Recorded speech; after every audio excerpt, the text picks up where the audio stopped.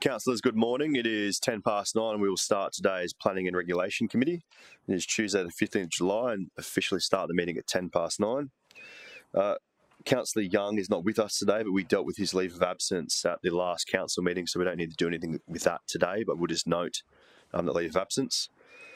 Could we go to the confirmation of the minutes of the 856th round? Do I have a mover for those minutes? Councillor Doran, seconder. Councillor Fowler, all those in favour? The minutes are carried. Item 4, conflict of interest declarations. I'm not aware of any conflict of interest declarations to be made. Is there any to be raised? Councillor Gates?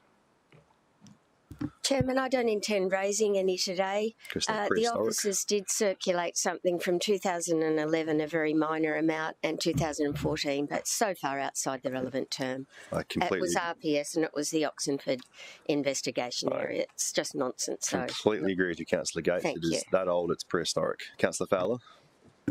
Thank you, Chair. Just, I won't be making a declaration today, but just to confirm on the record for councillors that I do own a property in Oxenford, as does Councillor Young, which is the other side of Oxenford. It is not in the Oxenford investigation area.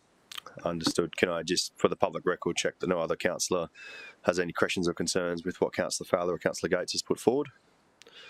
In that case, I'll take it that we have no conflicts to deal with. Item 5, the committee forward planning schedule. We'll go start items to make it easier. So can I check what we'd like to open up today, councillors? Councillor Fowler? Unstar 6.2 and 7.1. And 7.1. Councillor Gates?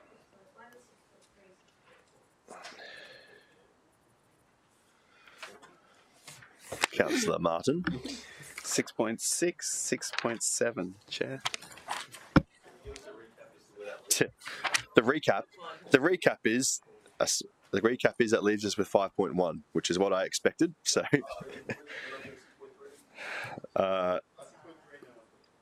no, didn't Councillor Gates? You mentioned 6.3, didn't you? Yeah, Councillor Gates. That's all right. So my read of it is just to let councillors know beforehand, 6.5 will be getting deferred to the next round of committee, so there'll be a deferral motion on that one. So my read of that is that we've unstarted everything apart from the forward planning schedule, unless Councillor Doran's going to open that one up again.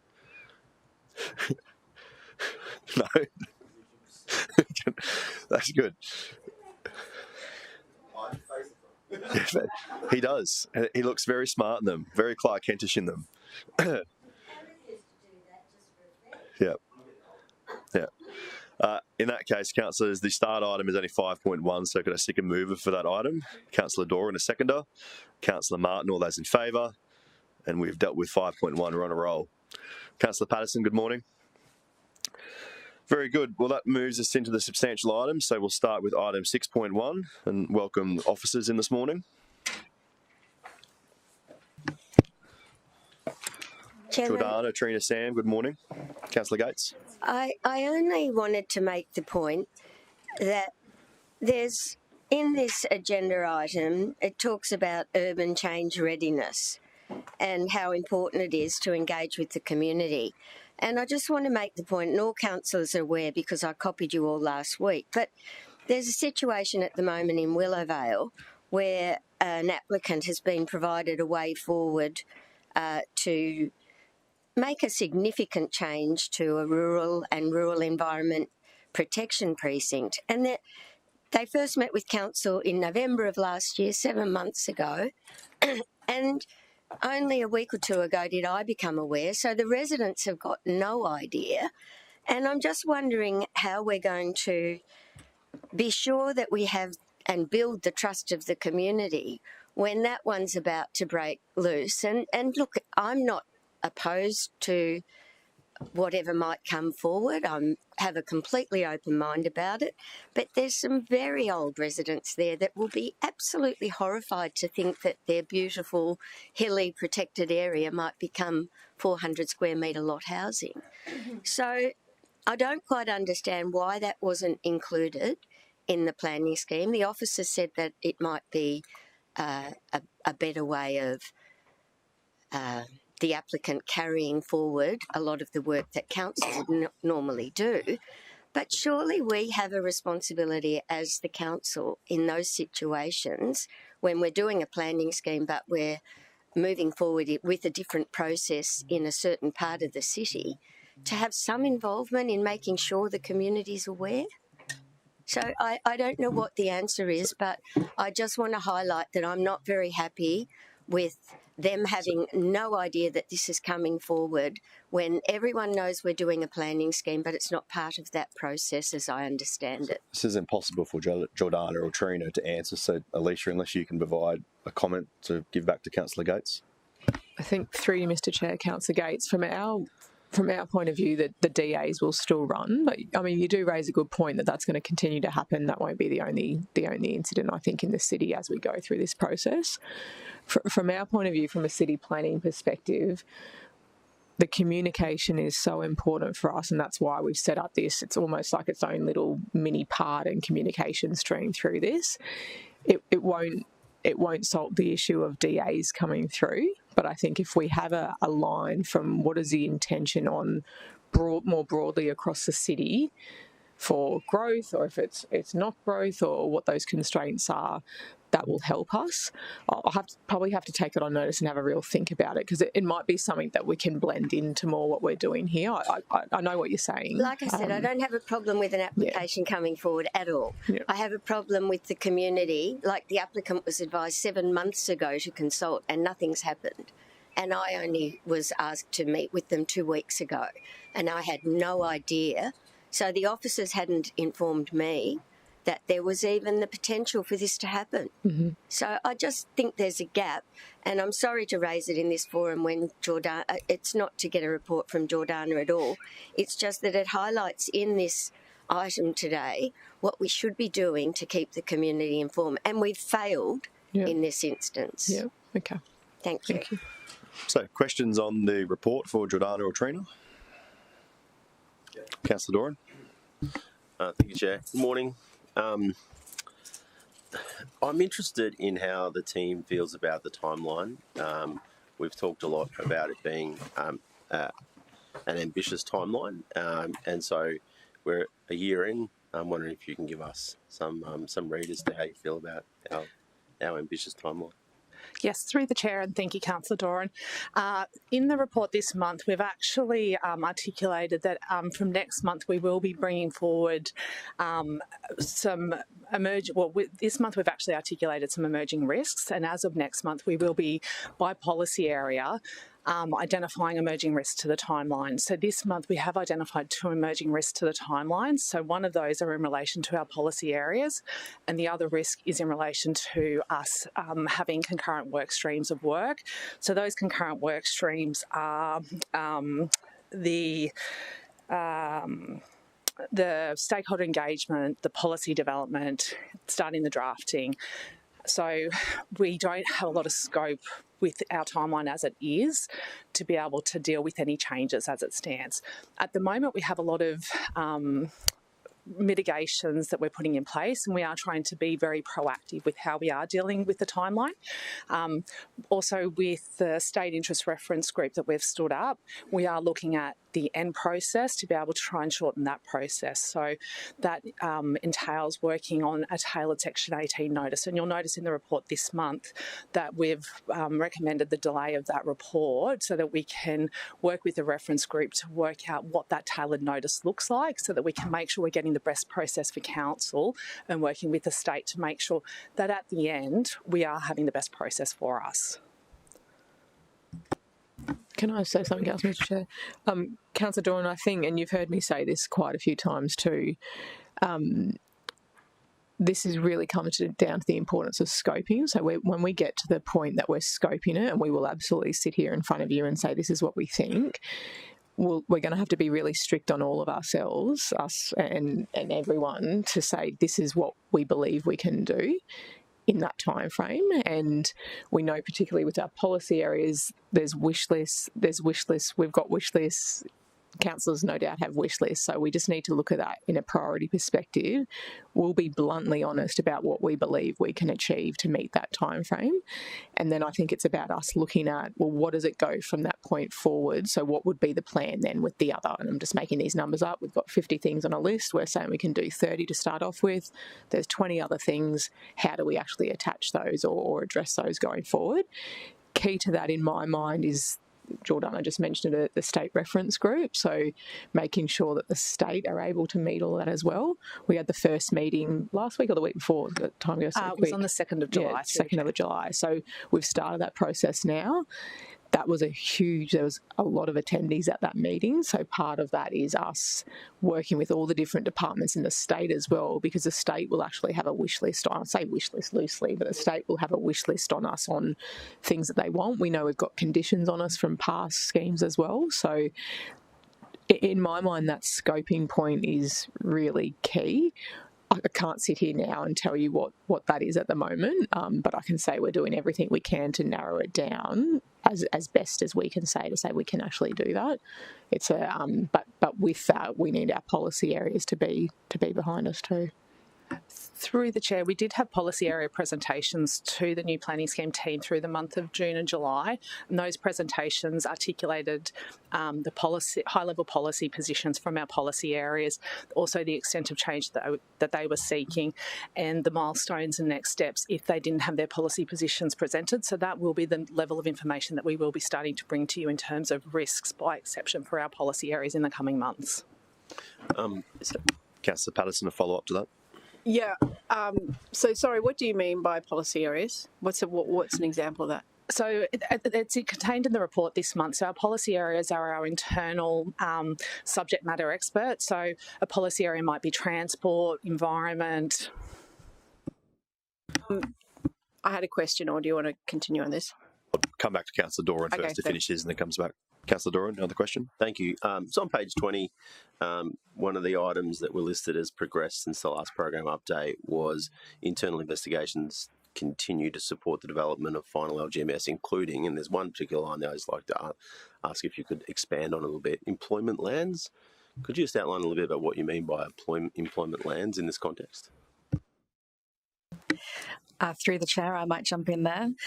So one of the gaps that we've identified that we need to do a bit of work on is the employment lands component of the scheme and also the LGMS. So we've appointed a consultant, Bull and Bear, to undertake a number of different tasks on employment lands to help address that gap. We are looking to bring an update on that to you next month. Could you define what employment lands would be in this context? I mean, are we talking something up in the north, or is it office? Yeah.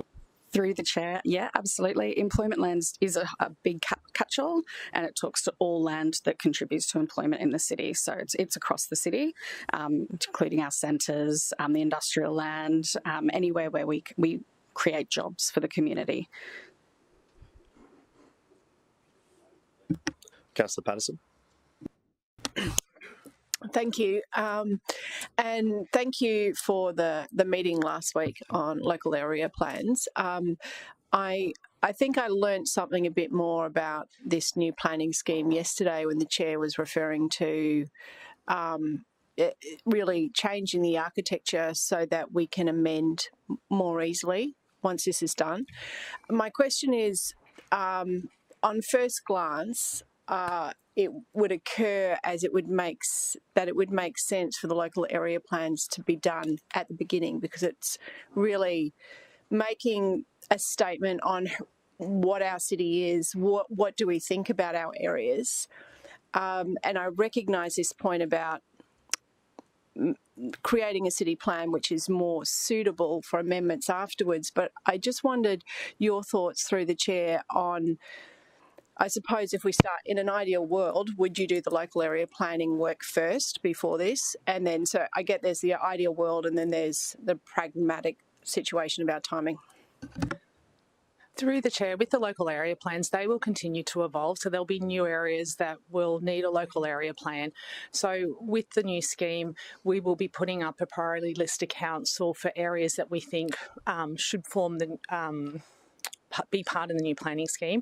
Now, it will be we'll put a recommendation for what we think can be included in the new scheme and what may need to be included in amendments, and that will be something that will be up to the council to make a decision on as to whether or not we can include them in the new scheme and whether we will need to work with an amendments package. Do you mind too, Drew?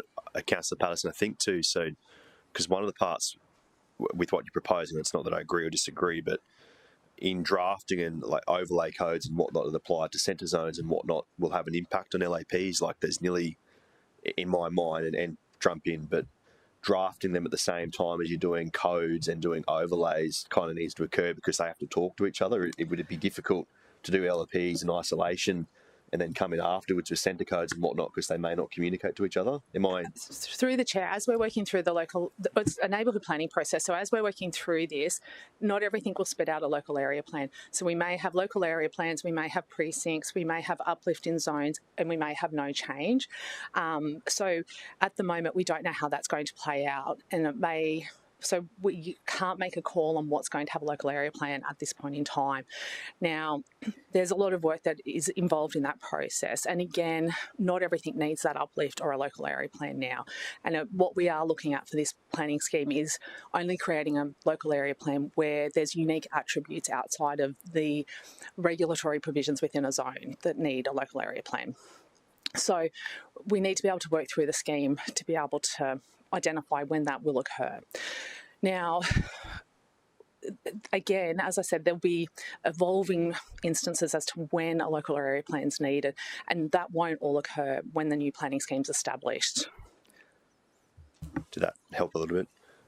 Yep. Councillor Martin? Thanks, Chair. Through you to Jordana. On page 37 of the it's on the presentation, it talked about the LGMS, and talking about that there's consideration of community consultation and feasibility. In feasibility, is that affordability or are we talking infrastructure around feasibility? The term feasibility in this instance is about the ability to construct and develop housing. So it's specifically about housing and trying to deliver a more affordable product. Yeah, so linked to infrastructure ability? Not in this instance. Like infrastructure is definitely a key consideration for the LGMS, but in terms of the feasibility, it is about whether the products that we might be planning for could actually be constructed in the current market. Okay, thank you. Just on obviously the state have that, I think it's $2 billion that around the residential infrastructure fund. Just have we got an application in for that, or do we have a list of priorities that we are applying for now that we might be limited by infrastructure? So my understanding, the best person to answer that is probably Mark Vaughan in Infrastructure Gold Coast. We are aware of the eligibility criteria for that fund, and we are, as a city, definitely putting our hands up for certain parts of that funding. It isn't necessarily targeted at the type of development that we have on the Gold Coast, but it is definitely something the infrastructure team is looking at. Thank you. That is a problem. That fund is very much set up to open up new land. So you might have seen some of the announcements like new sewage treatment plants in Logan. It's opening up greenfield land. I've already raised with the Deputy Premier's office that future funds or other funds need to have better consideration for infill development opportunities because it is a different class of funding and the infrastructure costs are definitely different. They need to be considered. Thank you. And just on the last round so we obviously had the directions that went out for community consultation. And so I think that information is then feeding into the final LGMS. Will that, I guess that feedback on those directions from the community, will that when is that expected to come back to council, and will that come back before we go into that final LGMS shaping? Through the chair, yes, we're going to bring a high-level summary next month while we're still crunching the numbers and the information, and following that we'll be bringing a more detailed analysis back to committee. Councillor Doran? So, just a really basic question, I suppose. When will councillors have an opportunity to weigh in on things like heights and density and the things that are real hotbeds of conversation in the community? Through the chair, that will be with the new planning scheme. Yeah. So the detailed granular for heights and built urban design. So we will start doing some workshops with councillors probably towards either the end of this year or the start of next year, and we'll be bringing detail around the policy position for the new scheme around the direction that we'd like to take the new scheme. Okay, thank you. And just one last follow-up for Samantha. I'm back onto employment lands. I don't think that's included in the current framework of our city plan. So what is that trying to address? Why wouldn't it just be commercial like it is now? Through the chair, shaping SEQ and good planning requires us to plan for jobs for the coming population. So that's really what we're looking at doing, and making sure that we have sufficient jobs and job opportunities for 1 million plus people. I suppose my question is will employment lands be a residential line? Will it be a line of a certain zoning approval, or are you just using that as a catch-all for providing the sort of space that people can work from? Absolutely. Okay. It's a catch-all. All the different zones across the city that do provide employment. I got there in my head eventually. Thank you. Thanks, Chair. I did want to pick up on the Section 18 and just wondering if I could get a bit more context around the feedback that came back from the state around the Section 18, and if you could sort of, I guess for me, explain a bit more about what the Section 18 is and does, but also delay. What is the delay looking like, and how does that impact our timeline? Yes, through the chair. Thank you, Councillor Martin. So the Section 18 is a tailored notice that helps us move forward the stages under the Minister's guidelines and rules in terms of the steps for the planning scheme and what we need to do based on the requirements of the state. So we did have a milestone that we were going to bring the Section 18 notice that we were going to send to the state for mid of this year. Now, given that we've established the State Interest Reference Group, when we were working with the state, the discussion was that they thought it would be more beneficial to delay that Section 18 notice till towards the end of the year to enable us to work with the state and that State Interest Reference Group so that we could look at having a more tailored notice that was more specific to what we were doing, because with the State Interest Reference Group that we're establishing, it's a first of its kind, and they want to be able to build in the benefits that we'll hopefully get out of that group into our Section 18 notice so that that will carry forward for us when we go to lodge our first state interest check for our scheme. So that will mean that it is then locked in our tailored notice that we get back for our Section 18 notice. So what we are looking to do is submit that to Council either hopefully by the end of this year.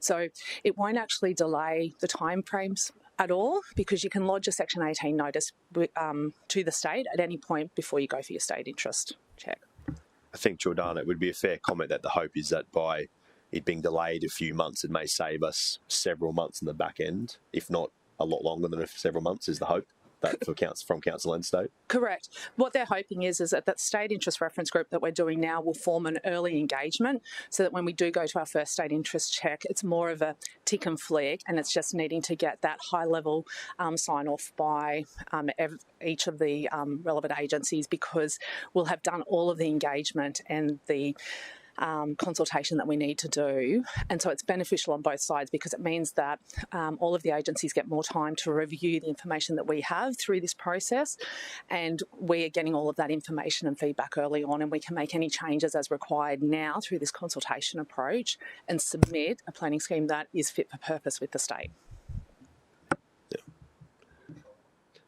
If you could just explain to me the State Interest Reference Group, what entities, what state, who makes up that group? Through the chair, it's all of the state agencies that have a state interest. So at the first State Interest Reference Group, there were nearly 50 agencies that attended that meeting, and it was coordinated. Yes. Yeah, sorry, 50 attendees. And that, because that also included state officers from the planning services team and the spatial and regional team as well. So it is represented by all of the agencies that do have a state interest, and from the city's perspective, we will be sending officers that have key policy positions that have a state interest as well. Jordana, maybe can you give some practical examples? So, like Department of Transport and Main Roads. Is there a few others just to help? Correct. So there's Department of Main Roads. There'll be Department of Education. We'll also have the Department of Environment. Then from the city's perspective, we'll be sending officers from EH&R for our hazards, because all of our hazards have state interests, and same with environment, same with our transport teams. Another question, Councillor Martin? Anyone else have any questions for the team today on new planning scheme updates? In that case, someone happy to move the item? Councillor Doran, seconder. Councillor Martin. Councillor Doran, need to open. Anyone have any comments that they wish to make or add? In that case, we'll close debate and take the vote. All those in favour? Against? The motion is carried unanimous. Thank you very much, team. We will move to item 6.2, which is the Oxenford investigation area. I think Jenna is going to join us.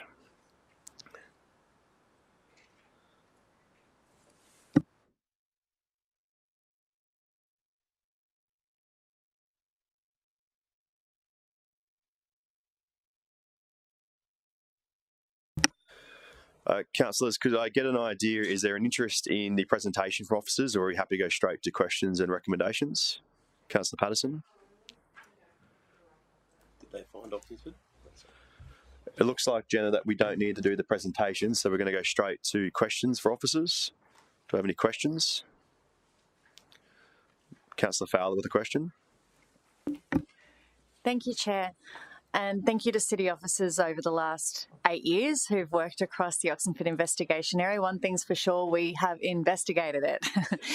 Okay, so I guess my first question is in relation to the report that we've received this week, and then we had a report come to us last November. My question is really just around the cost of infrastructure. So when we're talking about a list that was provided to us last November of the infrastructure that would be required for the Oxenford investigation area to proceed, particularly from transport infrastructure upgrades, state and city. Just talking about the city at the moment, how much ballpark do we think that a signalised intersection costs? Like, do we put in a budget forward planning? Trina, are we in a position to be able to give an answer on that? I don't think I can do that with the correct level of confidence. So if we could take that on notice, that would be great. Thank you, Chair. 4 million to 8 million. We've had varying amounts of around $4 million to $8 million for signals in my area and yours, Councillor Hamill. Absolutely. Yep. So around that mark, 4 to 8 million. So we'll say 4 to 8, but we might ask Trina to get an official response before full council. Mm-hmm. Yep. Great.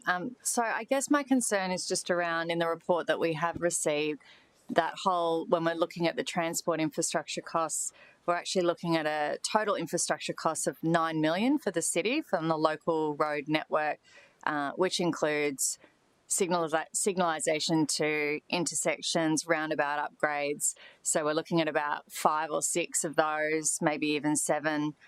We're looking at extra lanes on roads. We're looking at active travel. We're looking at footpaths, bus stops. And I just don't think that that $9 million covers that city commitment. So my first question is well, it's more just a statement and a concern that I'm not sure that that figure covers it. So I would think that the budget would need to be higher to accommodate the city's commitment to transport. But my question then is on the state network. So when we're looking at the list previously provided by city officers, the state commitment and for infrastructure upgrades for the Oxenford investigation area is actually more than 50% of local. So has the state government committed to the planning, funding and delivery of those required infrastructure upgrades on the state-controlled network, Tamborine, Oxenford Road and the like? Through the chair, we engaged the state government at the start of the year to provide a project update on Oxenford, and we did seek some written feedback from them. In that meeting, they did say that TMR would not be compelled to provide works or upgrades to Oxenford if the function of the state-controlled road network is maintained by existing infrastructure. And also, just back to your other question about the $9 million, that costing was identified just based on trunk infrastructure. So anything that's a state asset wasn't costed, nor not anything that was non-trunk.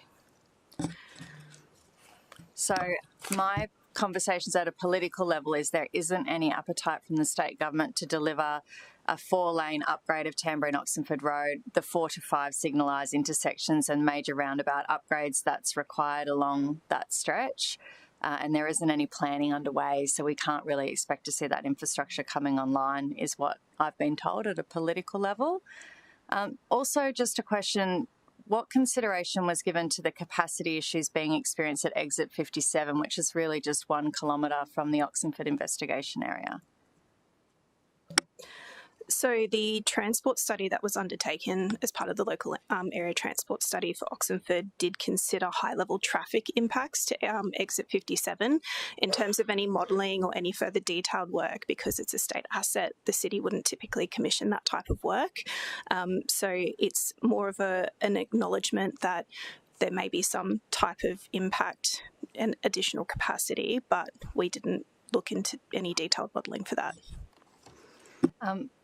Chair, just one more question and then I'll let other councillors ask questions if they do have those. If council did support Pathway 3 today, does that prevent any future consideration of the area? Through the chair, it would remove the Oxenford concept plan from the current LGMS and the scenario running that we're currently undertaking. But in saying that, when there's future iterations of the LGMS and other areas of the city are looked at, there's not to say that it may not get flagged once again for its potential due to it being in an urban area. Thank you. Any other questions for officers, councillors? Councillor Martin. Thanks, Chair. Just noting the gap of money for infrastructure being state responsibilities, I guess back to sort of my earlier question around the Residential Activation Fund and other programs with the state, would this not be one of those candidate projects where there's state investment required in the infrastructure to unlock housing, rather than the city to have to either not have the necessary infrastructure or spend the money on state assets? Someone want to have a crack at that? I'll try. Through the chair, sorry. What I understand is that we would have to put forward any type of planning for the state to consider it. They would then look at any type of growth and do their modelling in that sense after the fact to ensure that they've got enough capacity on their roads. But I don't know. Good. There's Yeah, that's a good response, Jenna. I think, Councillor Martin, if you wouldn't mind, so I've had a look at some of the other applications made by the local governments for the areas, and what I would say is that the amount of detail, the amount of work we've done so far, we'd be nowhere near the amount of detail required to apply for that fund for this project yet. Those other ones other local governments have gone for and been successful for have a lot more detail and a lot more network planning done, and are also on much bigger scales. I think the smallest one is for 10,000 dwellings. I don't know if one for 1,700 dwellings of this kind of price point would hit that fund at the moment, but it's another point again that this is brownfield development, not pure greenfield development, and I don't know if that $2 billion fund really considers that strongly enough yet, and it's something we probably need to advocate more strongly for, because we are mainly looking at infill development and brownfield development. Mm-hmm. Do you have another question? Yeah, just following from that, I'll have to check, but I think I recall, I thought it was Fraser Coast, and it was that fund. It was only 440 homes. So just it struck me, if there's infrastructure required, that that we need surety around that to unlock the housing. So and to your point, Chair, around this is not in the detailed position to get us to that stage. The pathway options that are presented, obviously officers have recommended pathway 1, but does pathway 2 get us there, or does pathway 3 still leave the door open for the state, or how can you give some context as to the pathway options about getting us to a position where we could talk to the state about infrastructure?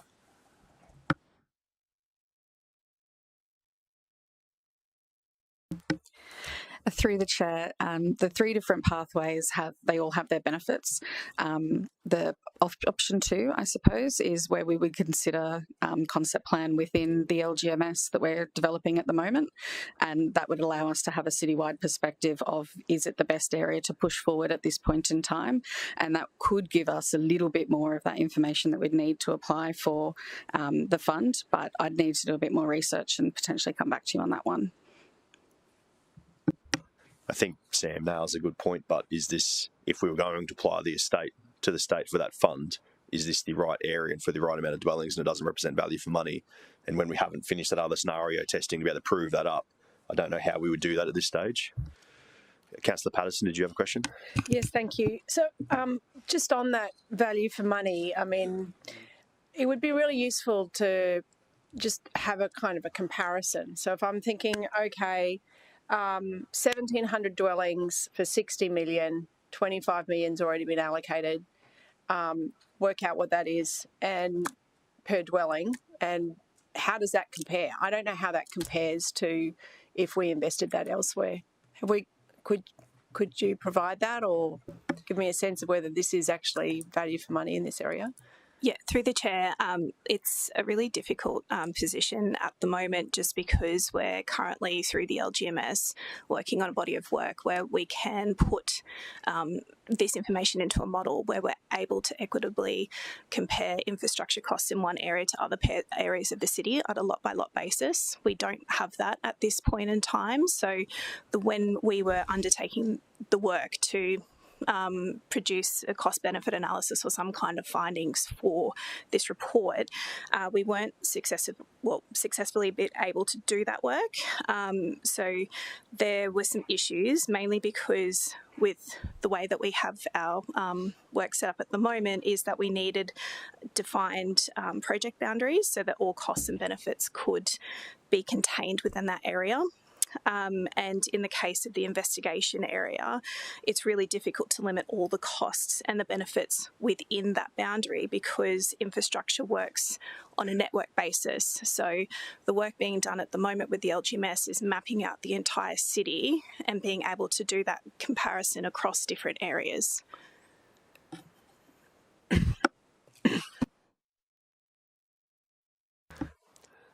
Councillor Doran. Thank you. I have a question about value for money too, but if I just come back a step, so the purpose of the investigation area, if you take it back as well before my time when we first did it, it was to investigate, as I understand it, what sort of density uplift we can get from this particular rural residential area. Is that right? Through the chair, yes. Yeah, and it came to council last year, and in the first page of the report, we said we want some cost estimates for the required infrastructure upgrades to unlock the density. And then the second part says we wanted to, we directed city officers to, quote, develop an engagement strategy for DTMR prior to incorporating the preferred concept plan into the planning scheme. Well, this is quite a detailed report. It doesn't actually, in my view, step through how we get a pathway with DTMR around those transport challenges. Not wanting to be critical of where we've arrived, but is that a fair assessment? They've not really come to the party with any sort of structured plan as to how to deliver the upgrades needed. Through the chair, yes. So over the history of the project, officers have done, I guess, what we call best practice with engaging the state, where we've put forward the proposal. We've used forums such as the One City Network and other engagement through the local office to provide updates on this project, to be able to engage them, to make them aware of what we're planning. So the city's done everything right and done everything appropriate, but we haven't at this point received confirmation of the state side that this also is a priority for them to unlock these 1,734 potential blocks. Is that fair? Through the chair, yes. So that was the, that's where I was reading the report. That's where I sort of arrived at 32 million, I think it is, to unlock 1,700 blocks. But I really wanted to see that what we were going to do in the investigation report was also mitigate what would be future transport challenges around that investigation area. And I'm now commenting, but for me at this point, I don't think we've arrived there, but I appreciate all the work that's gone into this. Thanks, Jay.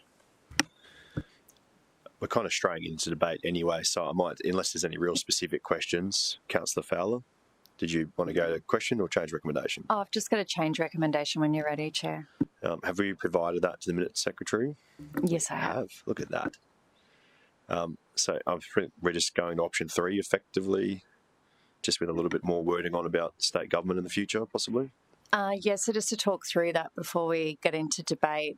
So it's just noting, again, the Oxenford Investigation Area Preferred Concept Plan, Riversdale A Precinct. The number 2 basically says that we don't support the Oxenford Investigation Area informing the local growth management strategy or the new planning scheme at this stage. And the third is that if there is a change in that infrastructure commitment from the state government to deliver that required infrastructure, that we get a report back to this committee for further consideration. Could I just check with officers quickly? So I think, Jenna, you might have made the point before, but with option 2, a future LGMS can look at it again. This recommendation that's currently written pretty well says the same thing. Is that how officers would take that? That it doesn't stop a future LGMS, whenever that may be in the future, from running the scenario in this area again? That's cool. I just want to make that clear because it's nearly a mix of option 2 and option 3 a little bit. Gives a bit of both. Was there a question on the recommendation for Councillor Fowler, or a question for officers? Councillor Patterson?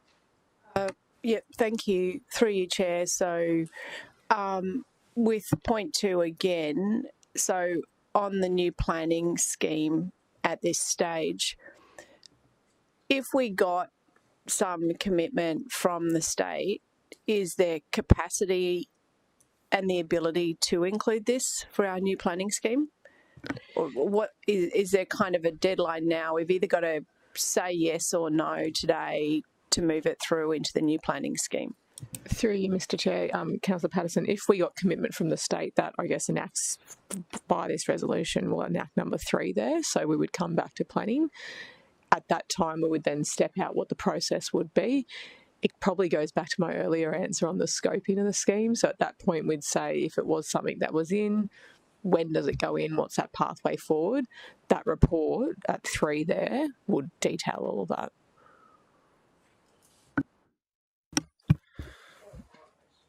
A follow-up on that?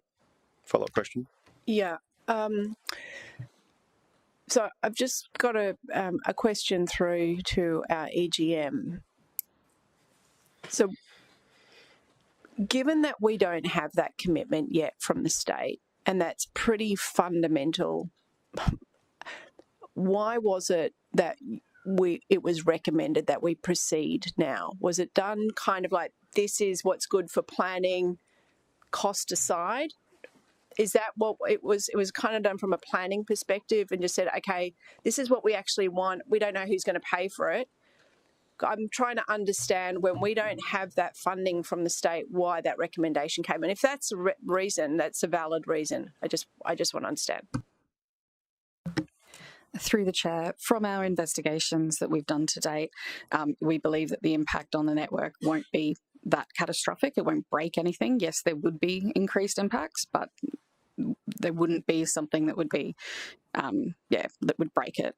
So that was one of the reasons. The other reason is that we do need to find choice for our community, and this is one of the areas that does enable that choice in close proximity to services and infrastructure, like the new train station, the Coomera Connector, the highway. Councillor Fowler, you should open debate. Yes, Chair, I'll just go for a seconder if I may. That might help. Councillor Gates. Are you happy if I open debate? Thank you, Chair. So firstly, I'd like to thank the city officers for the enormous amount of work that has been undertaken over the last 8 years to assess this area. More importantly, I want to actually acknowledge my community, the Oxenford residents, who really have endured significant uncertainty for almost a decade. many of whom do continue to feel anxious about the future of their homes, their families, and their community. The investigation area has evolved through years of concept planning, technical studies, and community engagement. And yet, despite all of this and all of this effort, the most critical questions, in my view, still remain unanswered. There is still major uncertainty on how the required infrastructure upgrades that the city officers have recommended for this to proceed are being funded and delivered.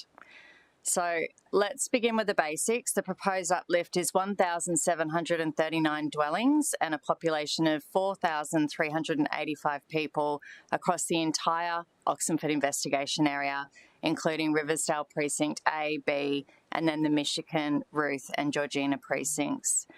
When we consider the report provided to this committee in November last year, we were actually provided with a list of the transport and traffic plan of what would be required from a city's perspective and a state's perspective from the Oxenford investigation area to proceed upon the recommendations of city officers. More than 50% of that actually falls on the state network, including a 4-lane duplication of Tamborine Oxenford Road, multiple major intersections signalised, yet there is no commitment, there is no funding, there is no planning, and there's not even an alignment at this stage from the state. So we know Department of Main Roads also in this report has said that they consider many of the city's proposed upgrades as interim measures only, not preferred solutions. And this just all tells me that we're just not there yet. So what are we deciding today? In Pathway 1, we're being asked to make the Oxenford investigation area Riversdale A precinct statutory in the new planning scheme, without the required infrastructure upgrades, without the funding, without alignment across the city and the state, something our communities keep telling us time and time again not to do. In Pathway 2, we delay certainty again for the Oxenford community, and like Pathway 1, we roll the dice on the infrastructure.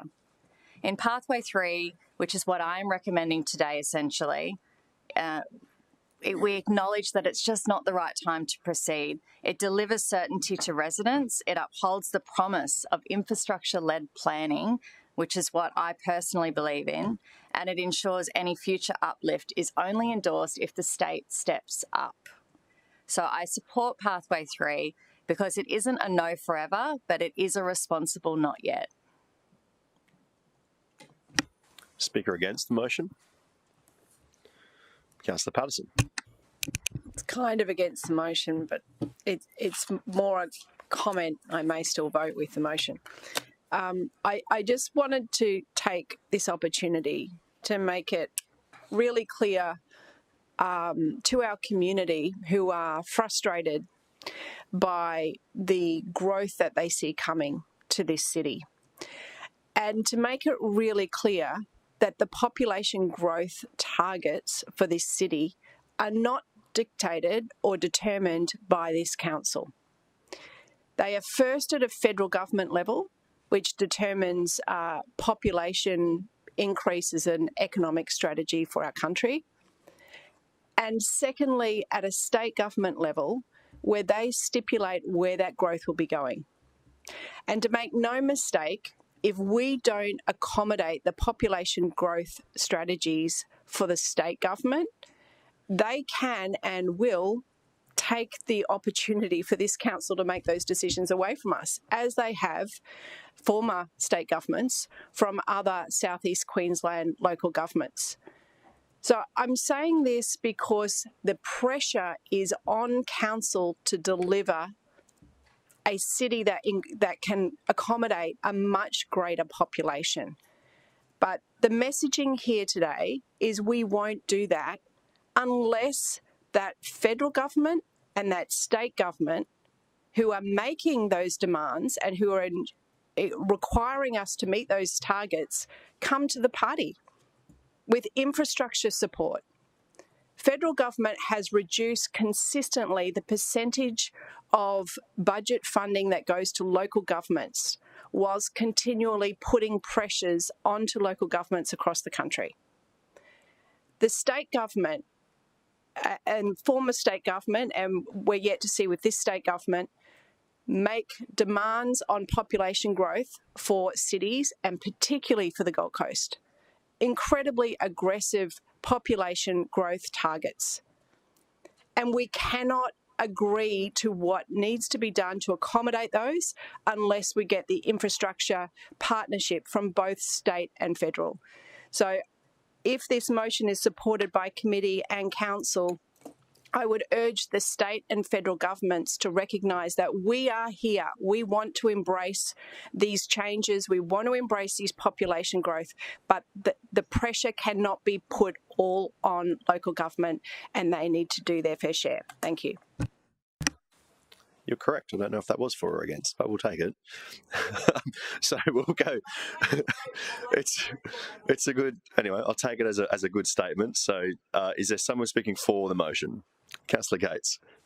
Very briefly, Chairman, I just want to support the local area councillor who's put a lot of work into this, and I think it's very different representing Northern Gold Coast, as the three of us would clearly understand, where there isn't any opportunity to connect to light rail until you get down to Helensvale. And in every survey or every piece of information that we seek feedback on, the number one priority for our residents is congestion and council making sure that it considers the outcomes prior to supporting development. And I can't tell you how many times it comes up over and over again. Why did you approve this? Why are you proceeding with this when the network simply can't cope with it? And if you had to tackle 57 every day as I do, you'd recognise that the potential for 4,000 additional people in that precinct, whilst the modelling might suggest it won't break the system, it will make a huge difference that cannot be catered for at this point in time, in my view. I think that infrastructure-led planning is incredibly important. It's something we haven't been able to do in many instances because, of course, the council can only collect the revenue when the developments proceed. So it's a difficult position, which I understand, but in this instance, the costs, in my own personal opinion, far outweigh the benefits, especially given that there has not been support from the state government. So for that reason, I'll be supporting the recommendation of the Divisional Councillor. Speaker against. I'll open it to anyone wishing to comment. Councillor Doran. Thank you, Chair. Thank you for the work you've put into this, guys. I know that it's been long and comprehensive.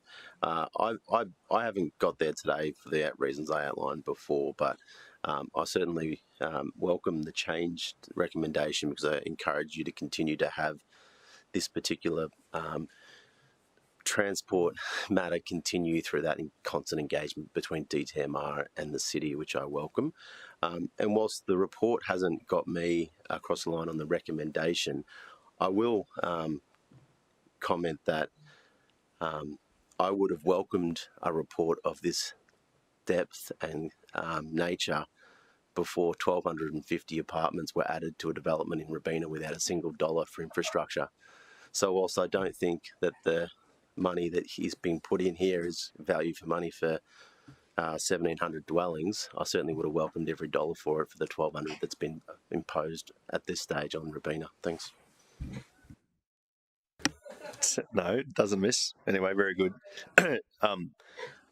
I'm probably going to summarise a little bit of what several people's comments have been, but this is interesting because the investigation areas are historical, and probably, if I was reflecting, maybe when we commenced the new planning scheme process 12 months ago, I personally wish we might have gone into more depth in these investigation areas and decided which ones to have proceeded with or not, because it's kind of not the right timing to have had this come through and be talking about infrastructure costs here when we're running scenario testing across the rest of the city looking for other areas.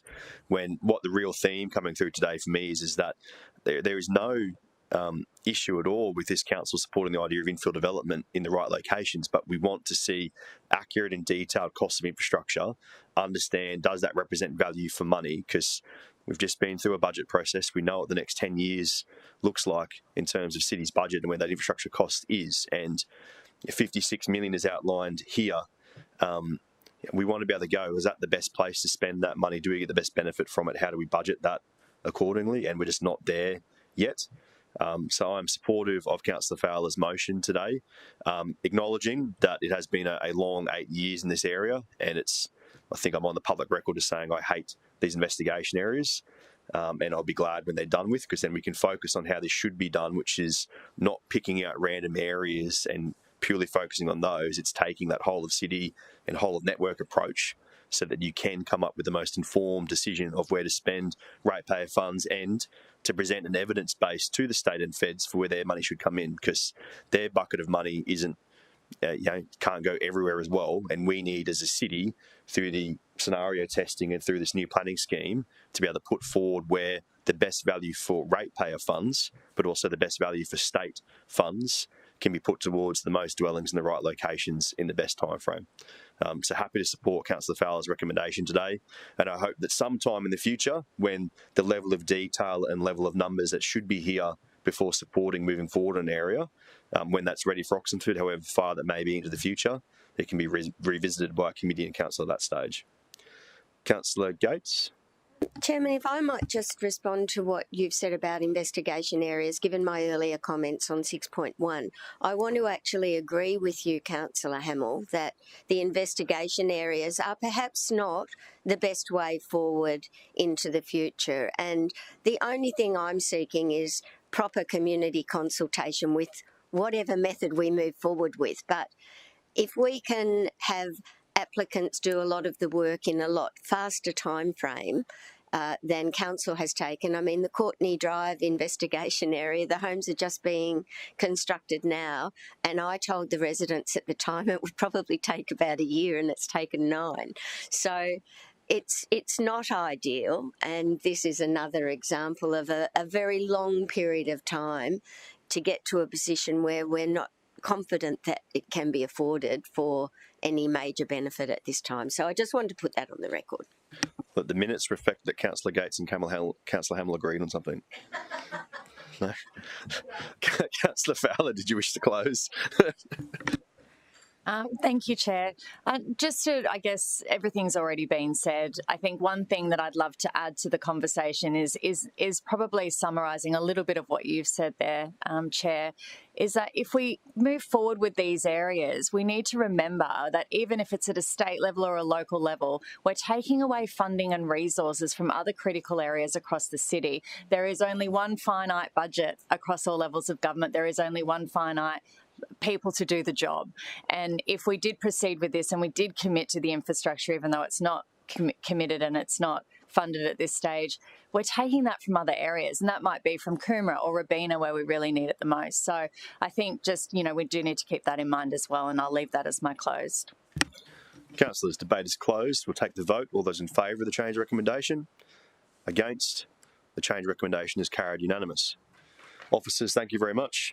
We'll move to item 6.3.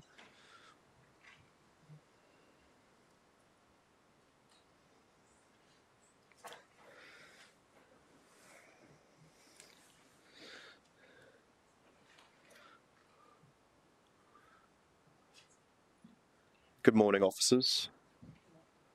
Do we have a short presentation we're going to go through? Councillors, are we interested in the short presentation on the private development landscape guideline? Yes, thank you. Well, the short presentation if we can. Okay. Through the chair. Good morning, my name is Jemima Rosevear and I'm the Manager of City Design, and I'm here to present the private development landscape guideline and seek endorsement to publish it on the Council's website. The guideline has been developed in collaboration with the Landscape Assessment Team in City Development and has been reviewed by the Australian Institute of Landscape Architects as the industry body. It is a Gold Coast specific, non-statutory guideline aligned with the current city plan provisions. It aims to provide guidance and technical information to deliver landscape outcomes outlined in the city plan provisions. It aims to make landscape assessment process and development applications more efficient by further describing design opportunities, examples and technical guidance. The guideline also supports delivering other greening requirements such as shaping SEQ canopy cover targets, our natural city strategy and our climate resilience and sustainability strategies. Looking forward, this document will provide technical information along with background paper and policy recommendations to support the new planning scheme. The guideline utilises the 6 design principles to outline elements of good landscape design, including SEPTED, car park landscape integration, integrating services, storage and utilities, establish trees and vegetation, and developer and body corporate responsibilities. Checklists and examples are provided across all development types and scales to demonstrate how these elements can be achieved. And technical details are also provided to support the delivery of landscaping, including details for landscaping on structure, body corporate and community management statements, protection of existing vegetation and soil and planting requirements. Thank you.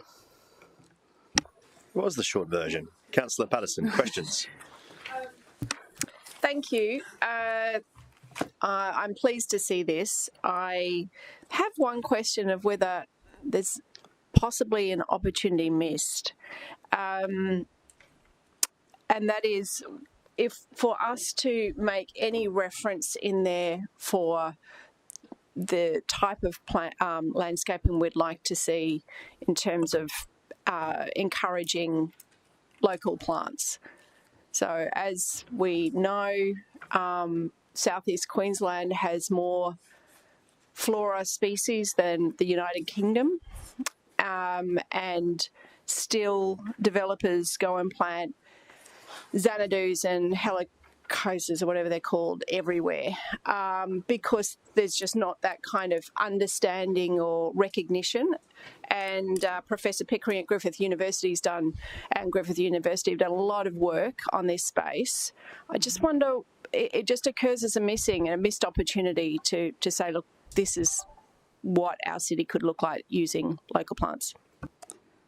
Through the chair, on page 33 of the document, it does reference that document you were referring to, so the Native Plants for Indoors and Small Gardens in South East Queensland by Griffith University. It also references other city documents on significant plants and environmental weeds and native alternatives. Could you just say that page number again? For 124 of the report and 33 of the guideline. My apology. Okay. Let me just check it, sorry.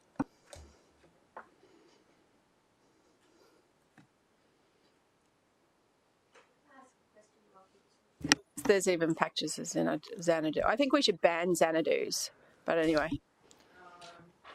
Do you mind, Councillor Gates, we'll take your question while Councillor Patterson checks that page. Thank you. I just wondered, clearly this is for a guide for development applications coming forward, but during your research and determining what the recommendations would be, did you identify gaps in existing buildings where perhaps we could make them aware of improvements that they could now make? Through the chair, look, the background paper did look at what isn't and isn't delivering outcomes and seeking why not, and it did look at built outcomes on the Gold Coast. I don't think the study thus far has looked at how we might go and retrospectively do that at this stage. Oh, maybe we can just highlight that this is available so that they can upgrade where that possibility exists. Councillor Patterson, I just checked. Did you find the information you were seeking? It's a note at the bottom of a page. And my concern is we have an opportunity here to embrace it more. Is there a way, even the heading we've got of subtropical and local, to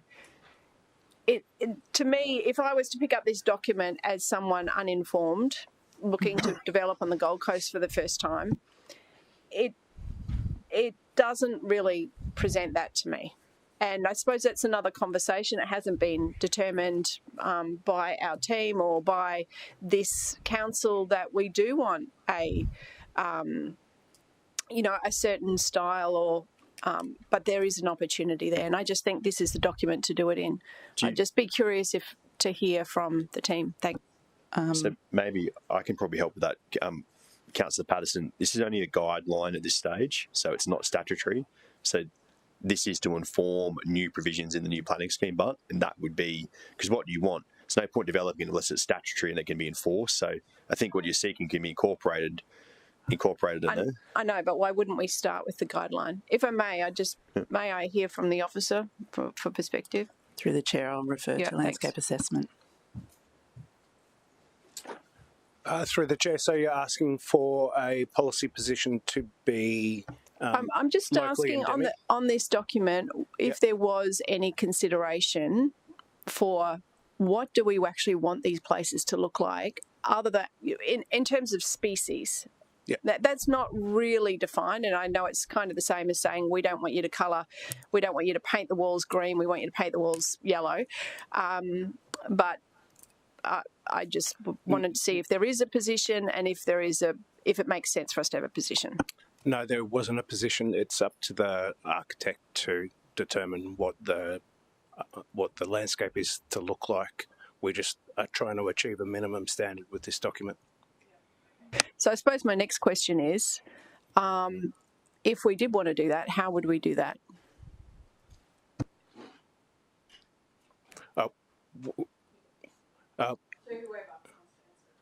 If council would like to put forward a policy position where we look towards using a percentage of endemic species, we can investigate that.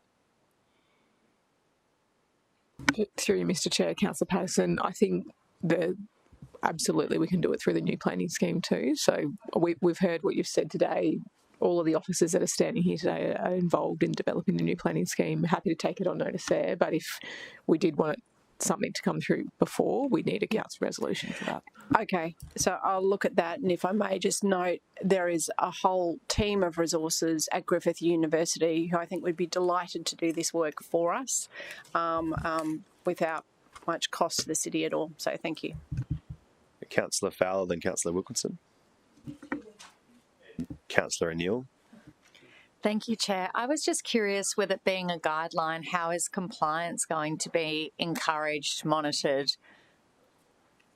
Through the chair, it is in alignment with the city plan, so compliance just follows the current compliance processes through the city plan.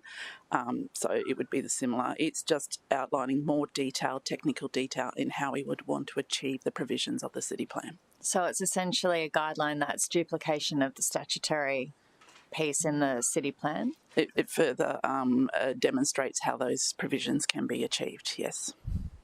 One follow-up. And so from a compliance perspective, because it is essentially statutory, how is that done? So once a development's completed, do our team actually go and check that what was delivered, what was promised is delivered? And what if that planting fails? Are they required to replant, or how do we know that they've done what they said they were going to do? So when a landscape is shown in concept at an MCU stage, then a development permit for landscape works is required before the landscape's installed. Then we go and do a compliance inspection once the landscape's installed. And if we note that the landscape's removed in the future, we can do a compliance action on that. Councillor Wilkinson, you were next. Thank you, Chair. And mine more or less follows on from Councillor Fowler's, because I was looking at that exact same component, and I don't know whether it would be worth considering as part of just this guideline, whether an incorporation, and mine's more not necessarily on the initial build, but for the part 4.9, the body corporate and community management statement, whether something could even just be somewhat inserted into that section, perhaps, that gives a bit of an indication of compliance to a degree moving forward, just as a general point to say that the upkeep for body corporates and in that respect would be on them, and that compliance can be enforceable should they not be maintained. I think that would just give a bit of a clearer understanding, and maybe in the compliance aspect. I think it'd be worth considering, that's all. So it's more of a feedback. I guess the question is, would that be considered as part of the guidelines, or is that something that you feel is outlined clearly enough within the statutory framework that we shouldn't need to necessarily put it in for the framework or for the guideline? Yeah, generally through you, Mr. Chair. Generally through the assessment of the landscape OPW, we ask for a community management statement which outlines all the maintenance responsibilities of the body corporate, and we make sure that that is included before we do the compliance inspection. Yeah, there's actually, Councillor Wilkinson, there's quite an extensive set of conditions that are applied at OPW stage to CTSs. I might, if these officers or if Mr. Moran's listening, if maybe we could provide those CTS conditions that are applied in these circumstances for Councillor Wilkinson. Councillor O'Neill, you were up next. Thanks, Chair. My question was about compliance as well, and how. And I think the guideline's great. It's very extensive, and I think it's a great move, and to be incorporated into the new city plan would be great too. Are we seeing a lot of, like I see in my area, quite a bit of non-compliance, especially after DAs are approved and then built, and especially if plants fail, there doesn't. Yeah, I'm just probably asking the question as to what you're seeing now and how you think this will make a difference, or will it make a difference? Have we had some buy-in from some of the industry people? I'm happy to answer in the first instance. It does provide a lot of technical details where to support some of the plant sustainability. So, for example, soil volumes for planters on buildings or on podiums to ensure that we have substantial soil material there to sustain that. So there's a lot of details there that they can reference to help make sure that the proposals put forward are actually reasonable and are going to be sustainable in the long term. Does that answer your question? And just the other part of the question is, you've been seeing a lot of non-compliance currently, like over the last few years, because I certainly have. And maybe that's to do with how the city plan is at the moment. Yeah, through you, Mr. Chair, we undertake an initial compliance inspection. So once the landscape's installed, that's the last time we'll go out and check. If we do notice a massive departure from what was approved, generally, and it's in a high-profile area, generally we'll seek some compliance action. But landscapes change throughout their growth, and things get removed. Generally, landscaping's probably down the bottom of a priority list for compliance action. Councillor Martin, your hand up next. Councillor Wilkinson. That's fine. Thank you, Chair. Just when you note a departure, we're making, I just want to get this clear. So we obviously have a final inspection of sorts, more or less, at the end of a build. However, when you say then if we notice a major departure away from that, who is when we notice the departure? Is that the city that then goes back? Because I don't believe we go back and inspect again after that last inspection. I believe it would probably come from maybe a complaint from the community, perhaps, that says the building's looking a bit unkempt. I don't know. But when you say for our awareness, who is doing that check, I guess, on these particular buildings in that respect? Is it mostly just coming from the community who might notice it to be unkempt? Correct. And it's, sorry, through you, Mr. Chair, correct. It comes from the community, but it also comes because we're out in the city.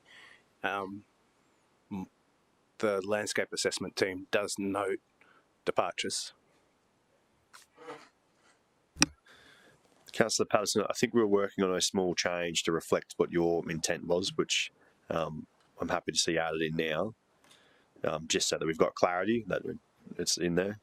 Councillor Doran. Quick one, Chair. It's just why we have the word private in the development landscape guideline. It's a landscape guideline. I guess it can apply to non just private developers. I'm just curious as to that use of private. Sorry, through the Chair, your question is the use of the word private? Yeah. Yes, through the chair, it was to have a very defined scope of what we were trying to deliver. There is other elements throughout the city that looks at greening in other parts of the city. So obviously our urban forest plan looks at more public spaces as well. So it's about having a very defined scope for this document, which was obviously aligning with the city plan.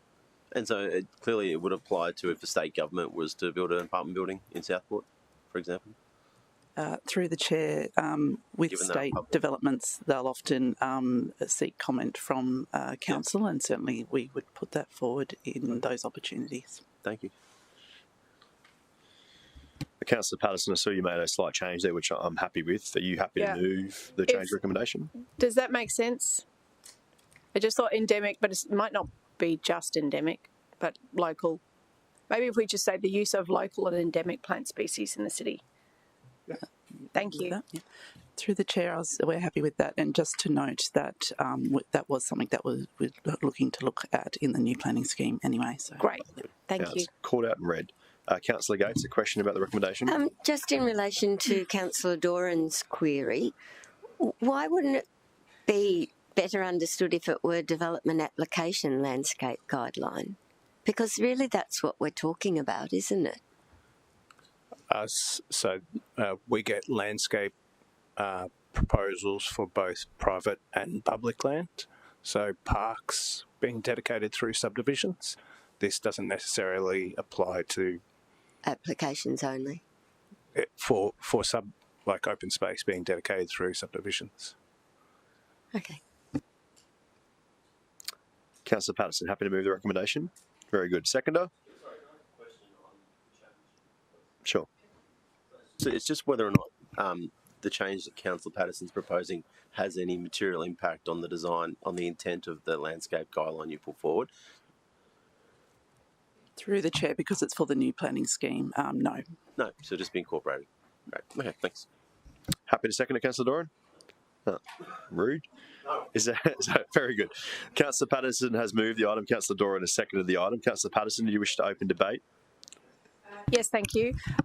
Thank you very much. This is a really valuable guideline, and celebrating, recognising our subtropical landscaping in development is essential for the look and feel and enjoyment of our city. So thank you for the guideline, and I'm delighted that we have called out that we're also going to take a specific look at local and endemic species and encouraging that in all developments across the city. Anyone against the motion? Anyone wish to contribute in general? I will just very quickly to say that I think all councillors would agree that when we talk about infill development in the city and talk to locals about what they want to see in that infill development, that the look of the streetscape and the bottom of buildings always is high on the list, and that a big part of that is landscaping. They want to see well-designed buildings, they want to see high-quality landscaping, and I think it's that high-quality part we're emphasising here. While this is a guideline to fill in more information in the current statutory requirements in the planning scheme, which I think is a good thing, it's one that I know a lot of time can be spent in information requests going backwards and forwards on, and hopefully it reduces a bit of that. For me, it's that key part of number 2, that there's a chance in the new planning scheme to update the provisions to hopefully make sure what future landscaping looks like meets community expectations. So very happy to back this today, and thank Councillor Patterson for the small change, which I think is a meaningful change. Councillor Patterson, do you need to close? In that case, we'll take the vote. All those in favour? Against? The motion is carried unanimous. Officers, thank you very much. That moves us to item 6.4. Actually, can I check, councillors, is there a desire for a 10-minute break before we launch into the last few items? Meeting adjourned for 10 minutes.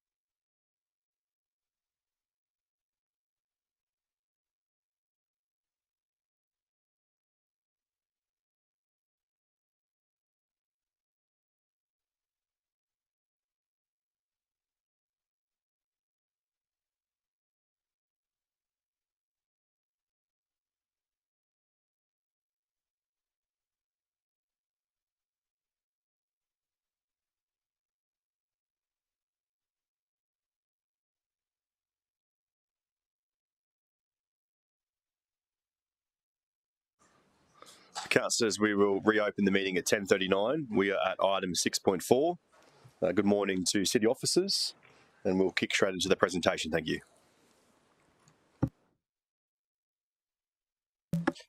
Through the chair, thank you very much. My name is Michael Smith, the Manager of Licences and Permits. I'm here to discuss an amendment to local law permit activities.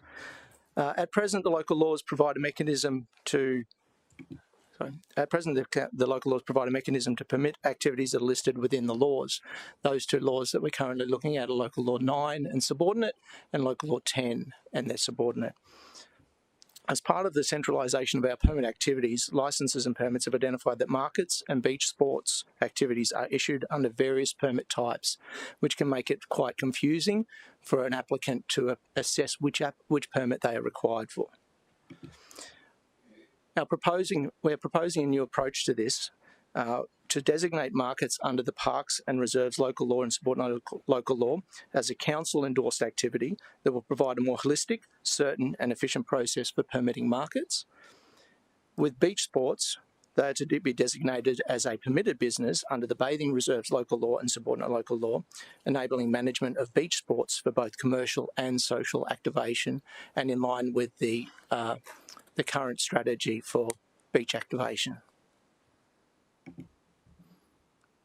Thank you, Councillor. Thank you, Chair. Councillor Gates, was it you that unstarred 6.4? Question?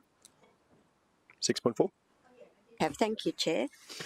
I was just interested in whether there'll be restrictions that still apply to protect owners and tenants who have businesses located nearby that might, pay rent or rates all year round. So under the new process for markets I'm speaking, and council issuing approvals in parks, will those things be taken into consideration? Through you, the Chair. Yes, Councillor Gates, that is correct. They will still be the same conditions that are still applied. At the moment, though, our permits are issued on multiple types of permits for events or entertainment or other types or educational. What we're intending to do with the markets is just call it out as a markets permit as such, but the conditions and the regulation and the management is still within the local law, so that doesn't change. Okay, thank you. Councillor Fowler, do I see your hand? Thank you, Chair.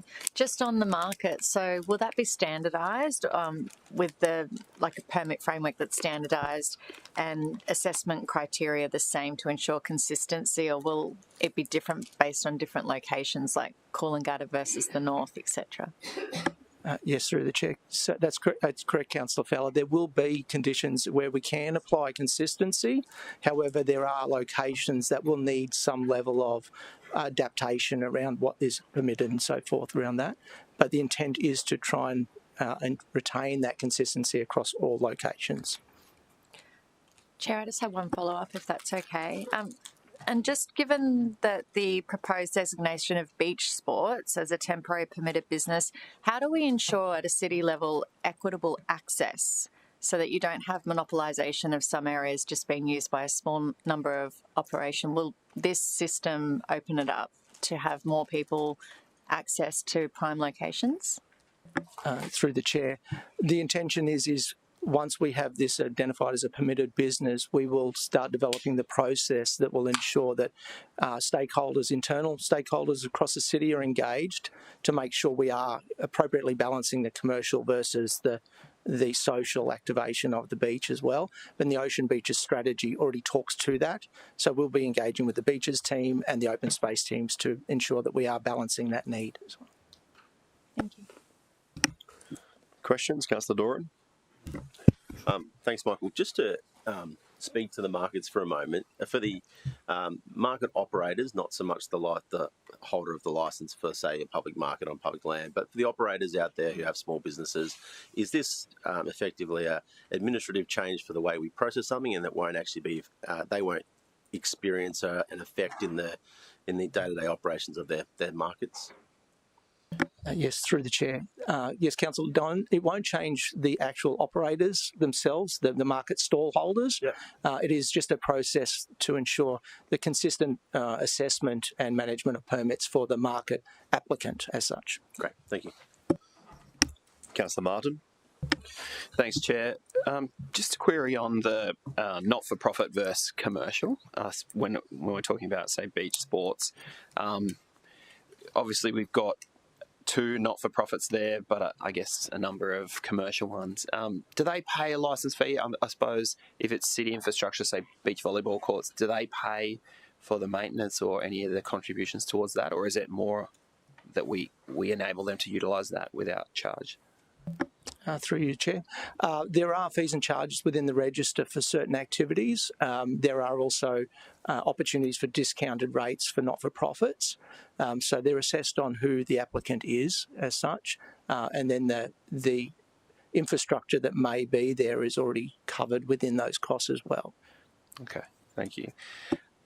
And in terms of permitted businesses, we're obviously going to add this as a permitted business. Is there a list of permitted businesses, or each new business needs to come back to council? Through the chair, permitted business just allows us to call it beach sports as such. We've left it fairly general in that regard because we do know that there are a number of beach sports that may not have been around 5 years ago, so we're retaining that contemporary approach to the local law for that. In that regard, though, Councillor, I guess sorry, please excuse me. So apologies. Councillor Martin, I believe if I may ask, can I have the question again, please, sir? Just around what is a permitted business. I wondered if there was a list of all the activities that were currently, with the inclusion of these, permitted businesses, if that was available. Yeah, apologies. Through the chair, there is a permitted business list within the local law and subordinate local law which we can provide, but we do keep it fairly general. It's not too specific to those activities. We will provide that through to you, Councillor. Yes. And just the final question, Chair. Just in the report around markets, the comment there is around Burleigh Heads, and markets would be commencing late July 2025. So I just wondered, it might not be your area, Michael, but if we're still on track with that, because obviously we're hoping for the return of the Burleigh markets soon now that construction's complete. Yes, through the chair, I am aware that the Burleigh markets is recommencing at the end of July. Yes. Councillor Curtis.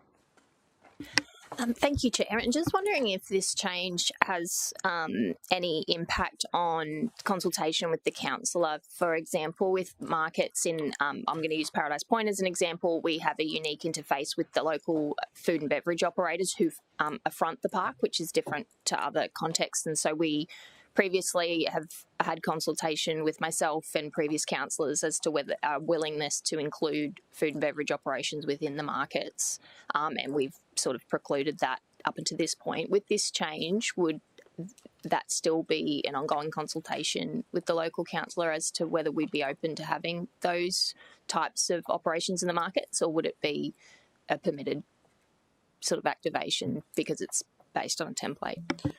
Through the chair, there's no intention to change the consultation process with the Divisional Council for the area in regards to market applications. We will be reaching out to speak to the Divisional Councillors if there are markets that are maybe new to that area and gain that feedback in relation to whether that's supported or not. We all questioned out on this one? In that case, we'd seek a mover for the item. Councillor Martin, a seconder. Councillor O'Neill. Councillor Martin, if you speak to the item. Thank you for the update. Happy to support the change to allow these activities to occur. Very good. Anyone wish to speak against the item? In that case, I think we'll go straight to the vote. All those in favour? Against? The motion is carried unanimous. Officers, thank you very much. That takes us to item 6.5, which I was just about to go to the EGM to give a quick update of why the deferral. Through you, Mr Chair, Councillor Gates, was something that I actually brought up with Councillor Hemmel on Friday. Our team had consulted the construction industry, as in developers and the actual construction operators. It was alerted to us that perhaps it would be good to consult with UDIA so they can then have a coordinated response in terms of planning consultants, for example. I think we may come back with exactly the same report, but for the sake of just a couple of weeks to make sure that we've ticked everything off and to make sure we've got it right, it's just a recommendation, if possible, for us to defer this item so we can undertake consultation with the UDIA. Any other questions on the deferral? I'm happy to move the change recommendation that the item is deferred until the September Planning Reg meeting, seconded by Councillor Gates. All those in favour? Against? Deferral is accepted. Jumps us to item 6.6. We're back up again, guys.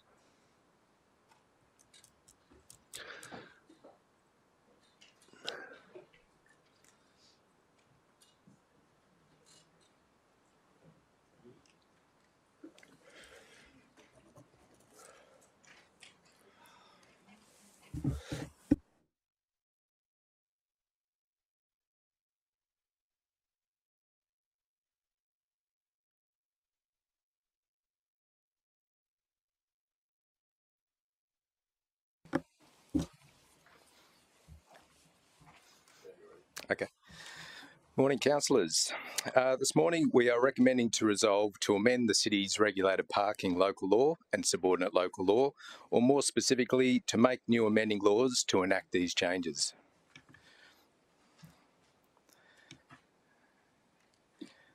Okay. Perhaps the...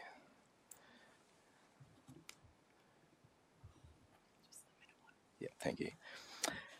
These proposed changes were grouped into the following 6 categories: the expansion of the existing Bundall Chevron Island traffic area, a new Gold Coast Light Rail Stage 3 traffic area, a new Mudgeerbar Showgrounds event-only traffic area, updated penalty unit values for certain minor traffic offences, expansion of the use of the local government employee parking permits, and various administrative amendments and updates to the off-street regulated parking areas register. You may recall that in late November 2024, Council resolved to commence the local lawmaking process for proposed changes to these laws, which entailed consulting with the state government and the community on the proposed changes. We have now concluded this consultation and can report on the following outcomes. Firstly, each state government department were given the opportunity to give feedback, whereby only one state agency, specifically the Department of Justice, provided feedback recommending a change, which was for Council to retain a defence provision that was being proposed to be removed. The advice was taken on board and the defence provision has been proposed to be retained. Secondly, a comprehensive public consultation exercise was undertaken in February this year. This engagement included city panel, social media, digital advertising, and a targeted letterbox drop to each resident potentially impacted by each of the proposed new or amended traffic areas, and funnelled respondents through the Gold Coast Have Your Say page. This targeted approach resulted in an excellent response rate, with a total of 1,545 valid submissions. Over 70% of these submissions related to the proposed Gold Coast Light Rail traffic area, reflecting the relative size of this traffic area to other proposed traffic areas. Okay, so what is recommended for progressing?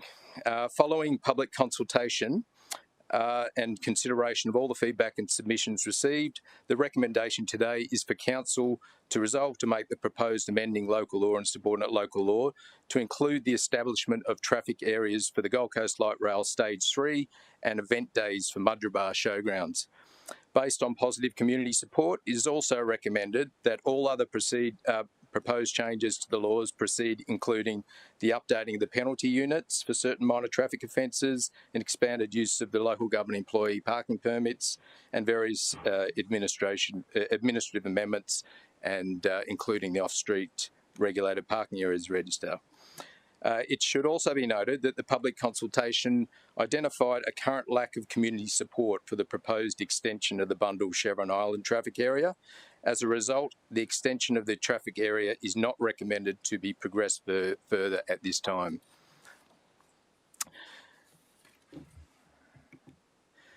So what are the next steps?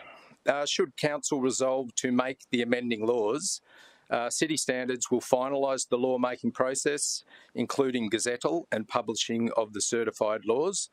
The relevant areas of Council will then undertake the change management activities necessary to implement the approved amendments as per the timeframes noted on this slide. Thank you. The questions for officers, Councillor Patterson. Yes, thank you. Through you, Chair. I've got a question regarding the recommendation to expand the use of the local government employee parking permit. Can you just remind me what the current agreement is on that? So you're looking at expanding it so that none of the regulated or paid parking spaces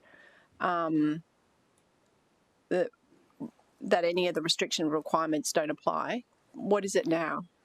So through the Chair, so the existing laws allow for Council to park city vehicles in parking spaces that are allocated and signed for local government vehicles only. So, but the issue is that there are limited parking spaces. So the proposed law is that we're seeking to amend it so that all city officers, whilst on city business, whilst driving city vehicles, can park in paid parking and some time-restricted parking areas, and without the need to seek reimbursement for those fees. Okay, I have a concern with this, which is a statement more than a question. Do you want me to raise it now? I'd probably prefer we stick to questions for now because we've got a few items. Let me ask a question. So in the bundle precinct area, my understanding is one of the biggest complaints about the residents was about staff who are parking across the road, going and parking in their area.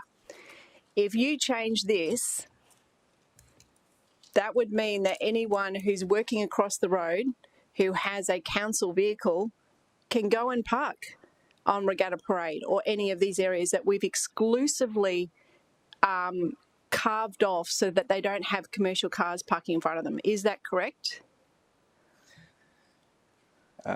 Through the Chair, it is whilst officers are on council business. So they're on council business. The other thing we will be looking at is the conditions associated with that permit, and there may be exempt areas where officers in council vehicles will not be able to park. So as part of the implementation phase of the vehicle permits, we will be looking at what are the conditions associated with that, because we have already been discussing that bundle precinct area across the road from here. So okay, yeah.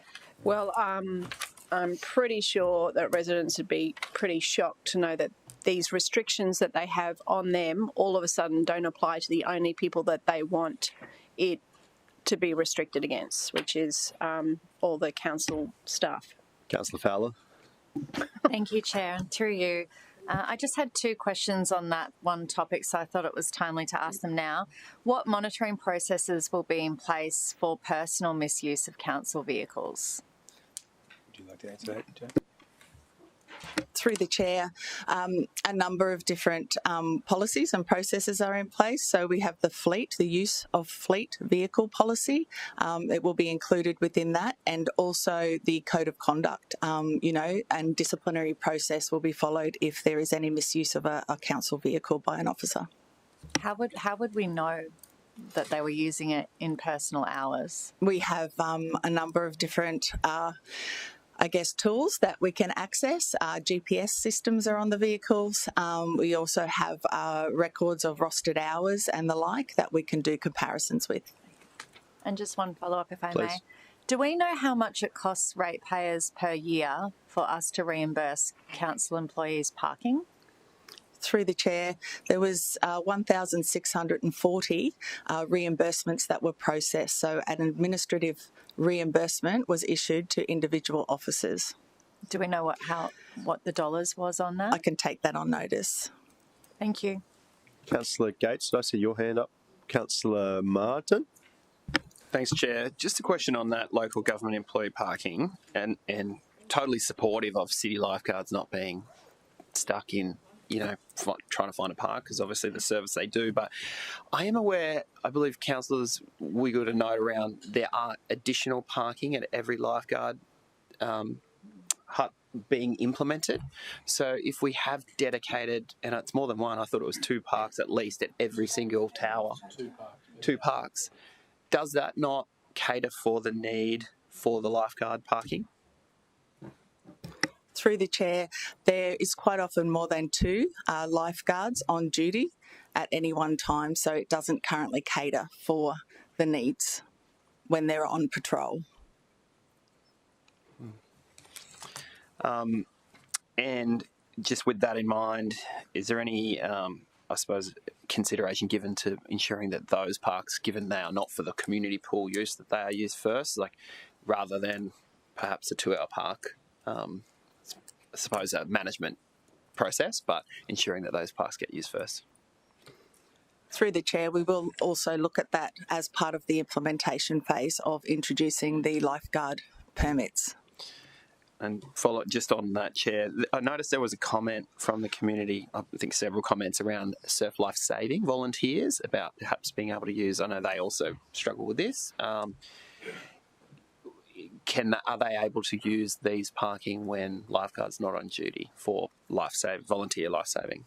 Through the chair, there is a separate process for volunteer life-saving clubs where they have parking passes for those lifesavers that are on duty at any particular time. So this permit is actually to do with a local government employee permit. It's not associated with any volunteer groups. That's a separate process. Sorry. So just to clarify then, on a weekend, if the lifeguard's not there and those parks are not being used, can a surf lifesaver on patrol utilise those or not? My understanding is that they can, and they work closely with our lifeguard services team as to who accesses those at different centres and different life-saving clubs. Okay, thank you. Councillor Marshall. Thanks, Chair. And through you, this is in relation to the Gold Coast Light Rail Stage 3 corridor. I guess I've got a couple of questions, but I'll let you answer each one first. Just in terms of page 245, where we've got the table, which talks about the opposing comments. The bottom one, can you maybe just talk us through, you mentioned that history, research and experience of other stages has led you to believe a sort of a sit and wait or note the effect isn't the way to go. I understand, I guess, the premise of why we're doing this, but it would be nice to get an understanding of the history on record for us to understand.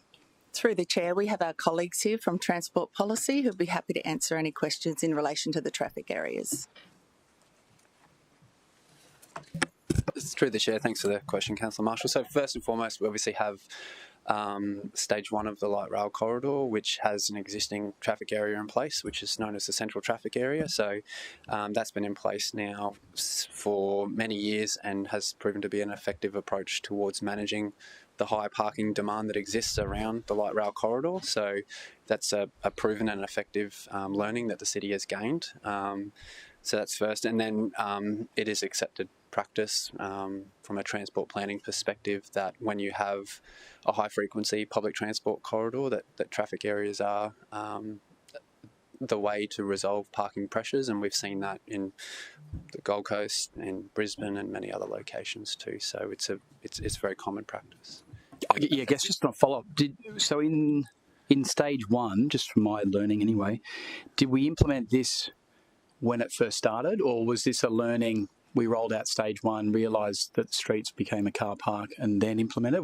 Which was the order? Did we preempt it there? Yeah, through the chair, we did. Can't recall the date of the report, but yes, so the central traffic area was updated when the light rail corridor was prior to it being implemented, and we went through the same process with consultation taking place as well. And I realise this will be a difficult one to answer, but was the community sentiment similar to what it is now? I mean, obviously, those residents would suggest that it's a positive now, but I'd be interested to know whether they thought it was a positive when you put it to them. So through the chair, I have done the research on this. So the report that came to council at the time, following consultation, so there was 61 submissions received, and they were all in relation to the central traffic area, and all 61 did not support it proceeding. Obviously, we still proceeded with it, and we manage that traffic area. We're not getting complaints regularly, or that I can even recall, about the existing traffic area in the central traffic area, as an example. Yeah, I mean, it's a follow-up question on that. I guess the number one, opposing comment to those opposed to this was around the parking permits, and I know in the page before 244 that there is a review of the parking permit scheme as a part of that TAPS process.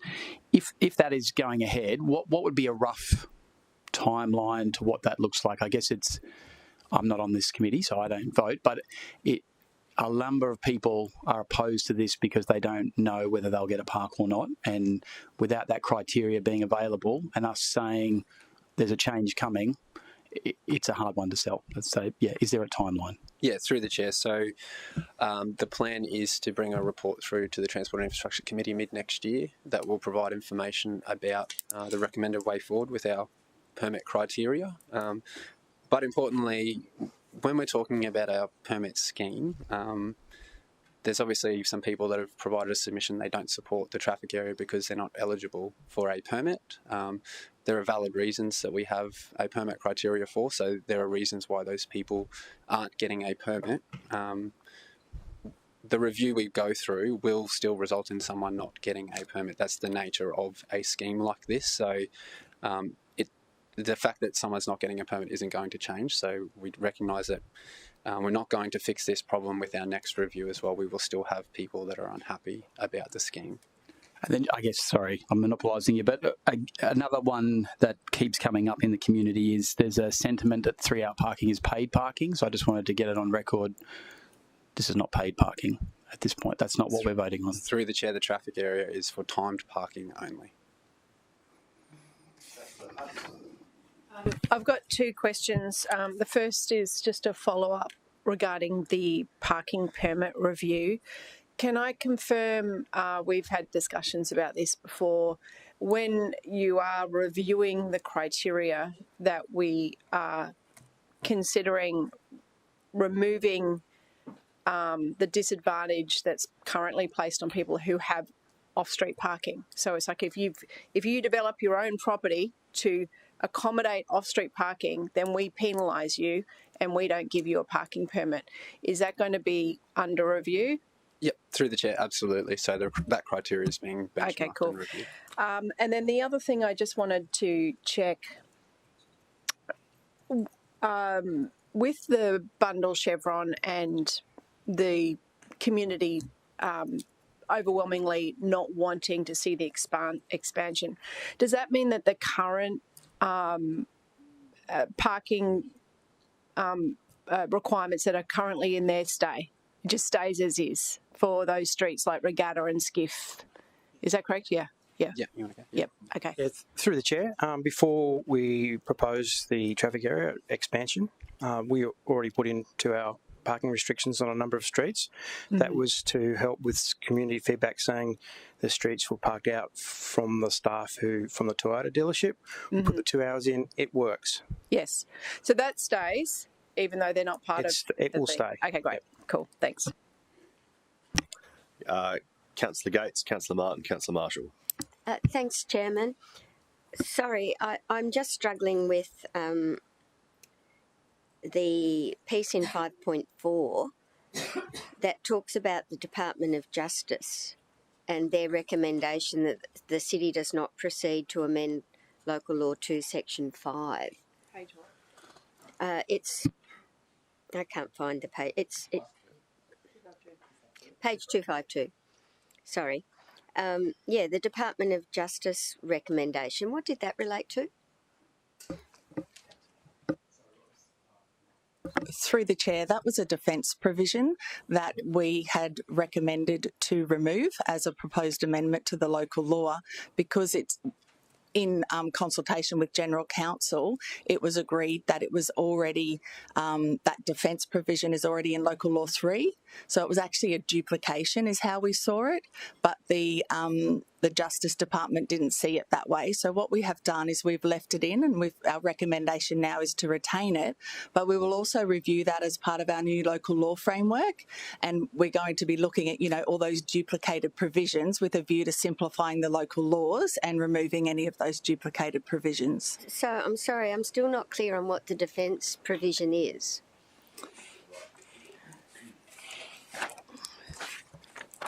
So, through the chair, so the defence provisions essentially provide the means for someone that has been alleged to commit an offence, the right to defend themselves. So, yeah, so it's quite generic provisions that were being proposed to be removed.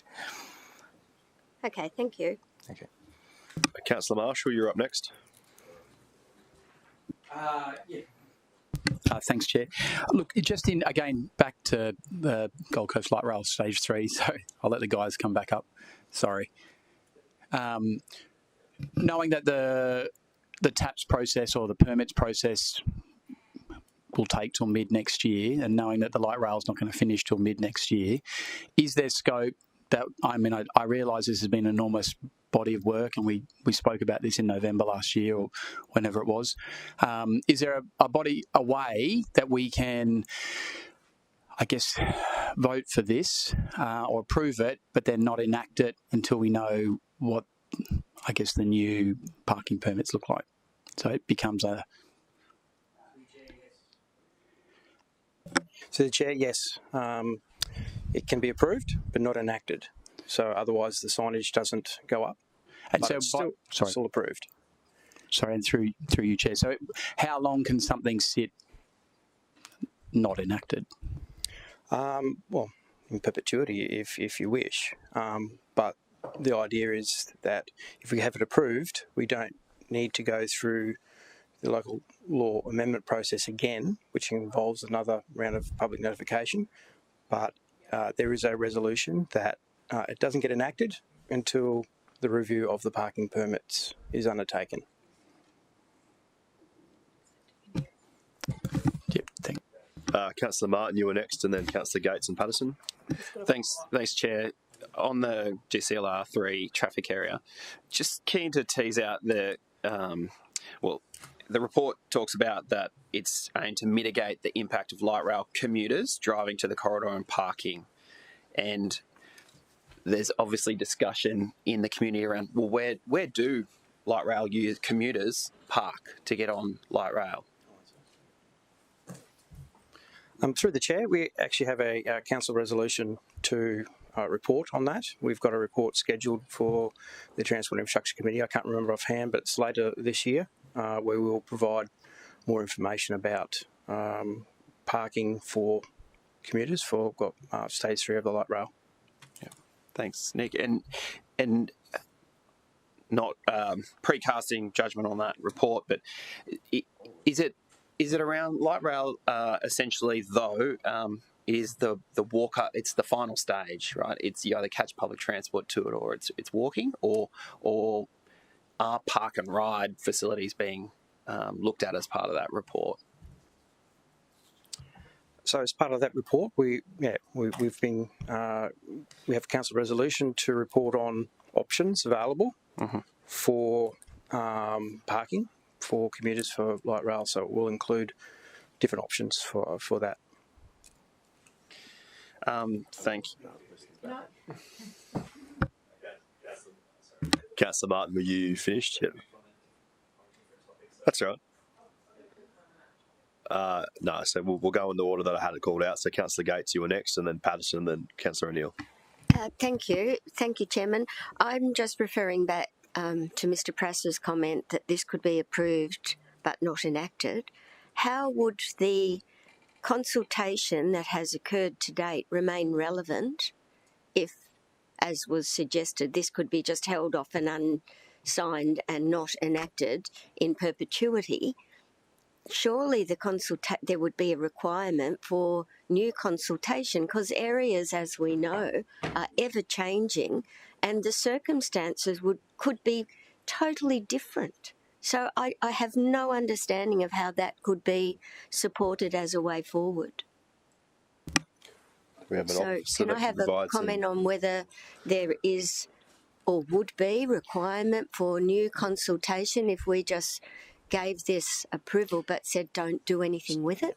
Through the chair, my reference to perpetuity, I was answering a question, but the idea would only be a short term, not enacting it in the short term, subject to certain conditions, and that could possibly be a review of the eligibility criteria for the permits.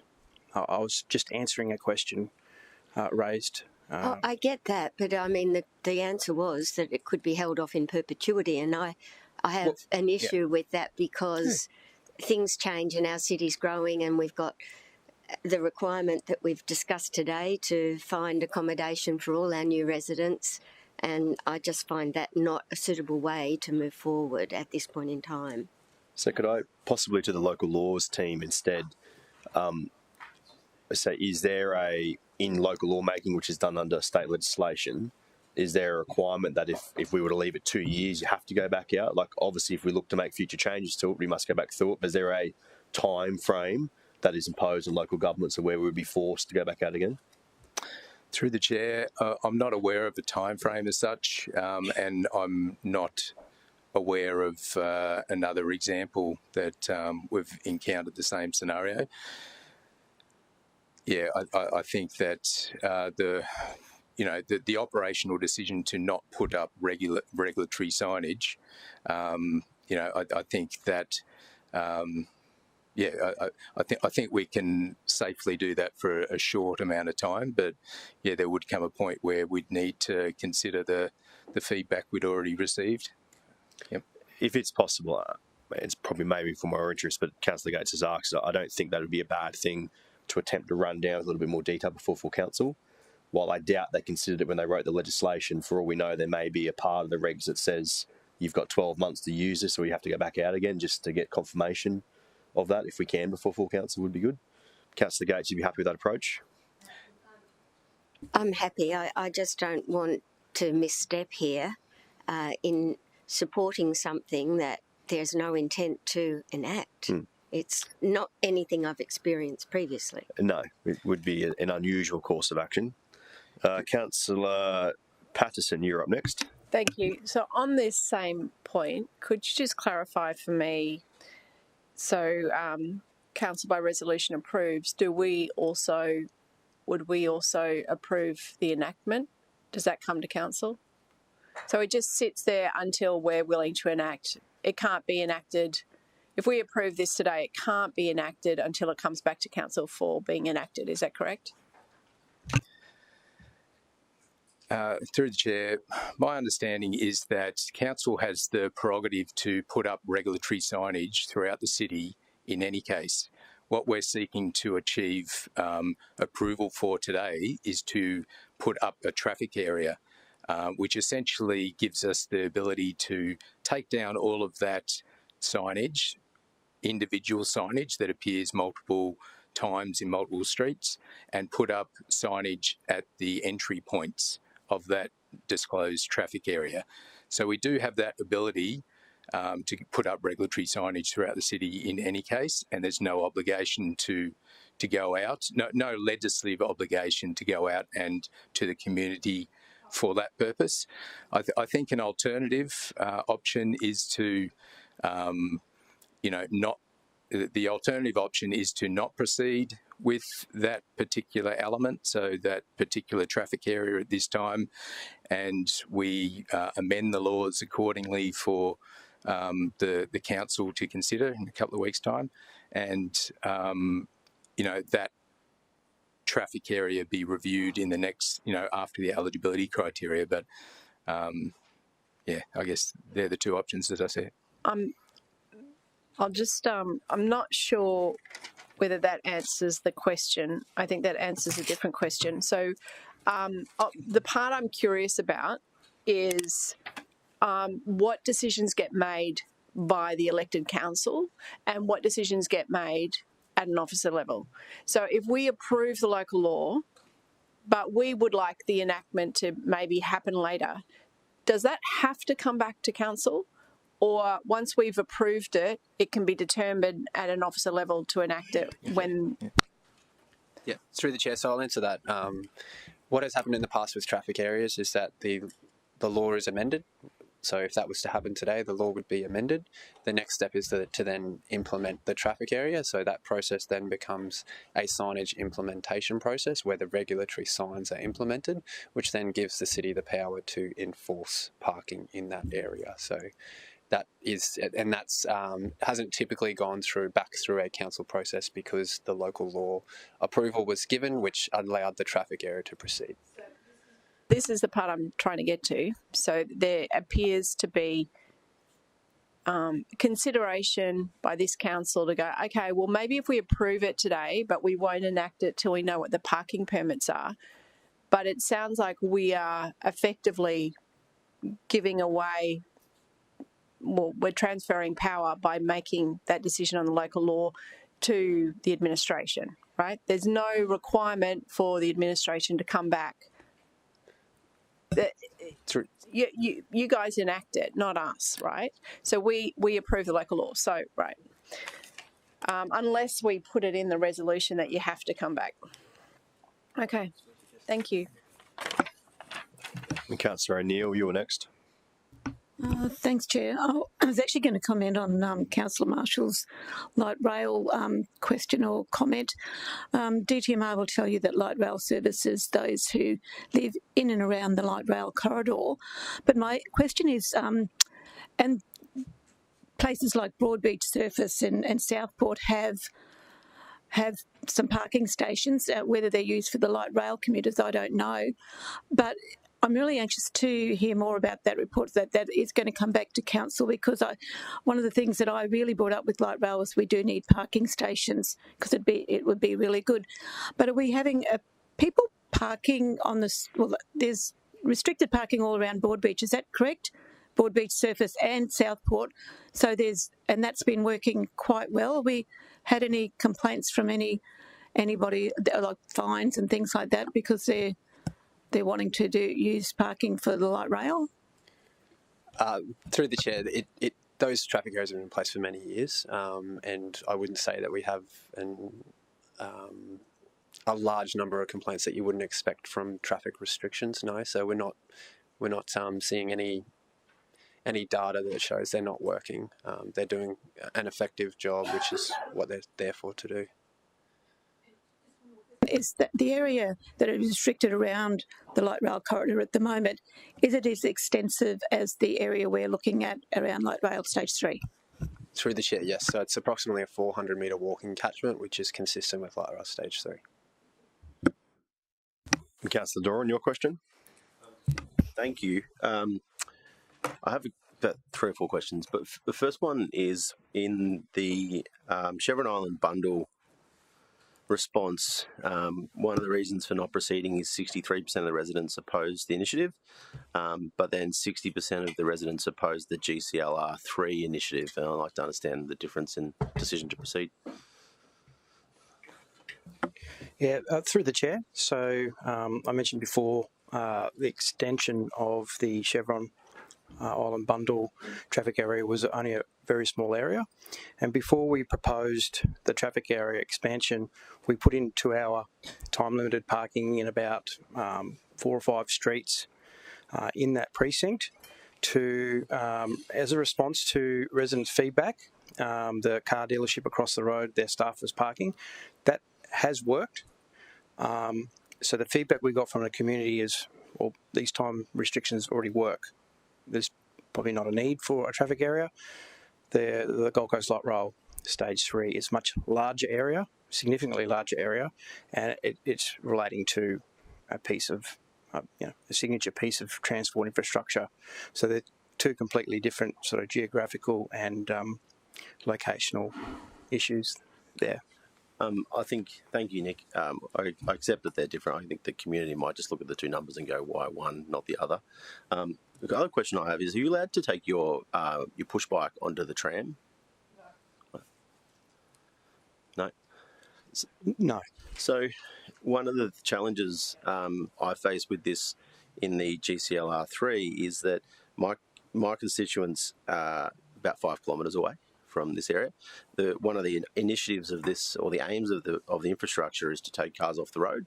And I guess my question, Nick, and I think I know the answer, is where do you expect people of Varsity and Robina how do you expect them to get and use the light rail if they can't take their bike on the tram, they can't drive their car and park it if they're going to be more than 3 hours from the destination, from their round trip destination? Yeah, through the chair. So we've been consulting with TransLink to understand what bus improvements we can expect as part of Light Rail 3 as well. So there is uplifted services, east-west services, that we'll be seeing across a number of corridors that service the Light Rail 3 corridor. So that's certainly one option that we will be promoting from a sustainable transport perspective. Active transport as well is being considered and looked at as well to improve connections also through that area. And then, as Nick mentioned, we'll also be bringing back a report that looks at car parking opportunities as well. Thanks, Dan. I think the last question I was going to ask, Chair, my last one, is before I do that, the active travel, I appreciate that we might put more infrastructure in, but the bikes can't then be taken after the trip to use on the furthering the end of travel unless you're actually going to a station.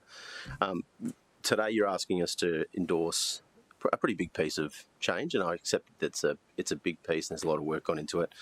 But you've also said that a report's going to come back about the commuter parking options in a few months. I think you said a few months, Nick. I don't want to put words in your mouth. But that's actually a really important piece of information for my vote because of the fact that my residents, in order to use it, have to travel to it. And I'm wondering if you're able to give us any snapshots as to what that might look like to help give some confidence that a report's not going to come back and say there aren't any viable options moving forward. Do you appreciate where I'm coming from? Yeah, I understand what you're saying, but it would be premature to provide any further information. Okay. Councillor Martin was next, and then Councillor Patterson and Councillor Gates.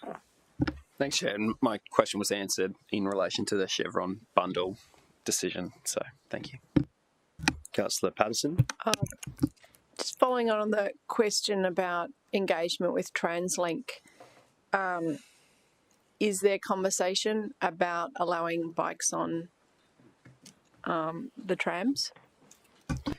Yes, we've been advocating for allowing bikes on the trams. You can take your surfboard on there. We've been advocating for years to allow bikes and other micromobility devices onto trams. Follow up, if you've been advocating for years, it doesn't sound like we're getting traction. So what is the reason for not doing it, and do you think that position could change? Through the chair, I think the reason why they're apprehensive about it is got to do with passenger safety and convenience and amenity. It took quite a few years for the passenger train network in Brisbane to allow bikes, and then when they did, bikes had to go to the front or back of the carriage. That's now expanded over time, new thinking, and their buses as well in Brisbane. So it's not saying it's there's a possibility it could change. We've been advocating for a while. Micromobility, the devices are smaller. There could be a change for that, but I think at the moment, because of the way that the trams are fitted out, they're smaller than the heavy rail. I think they're a bit reluctant the bikes and how they're going to block people getting in and out of the carriages and things like that. They need a design carriage for bikes. It does appear to be kind of a block, and we did raise it yesterday as well. What we're consistently coming up against is the active transport only works if you're comfortable with what happens to your bike at the other end, and no one's comfortable leaving their e-bike tied up at a station. Okay, thanks. Councillor Gates. Thanks, Chairman. Can I understand, please, what the report that's being referred to in answer to Councillor Doran, which report is that we're waiting to come forward in a couple of months? Through the Chair, we've got a council resolution to report on what options are available to provide for commuter parking for Gold Coast Light Rail Stage 3. Okay.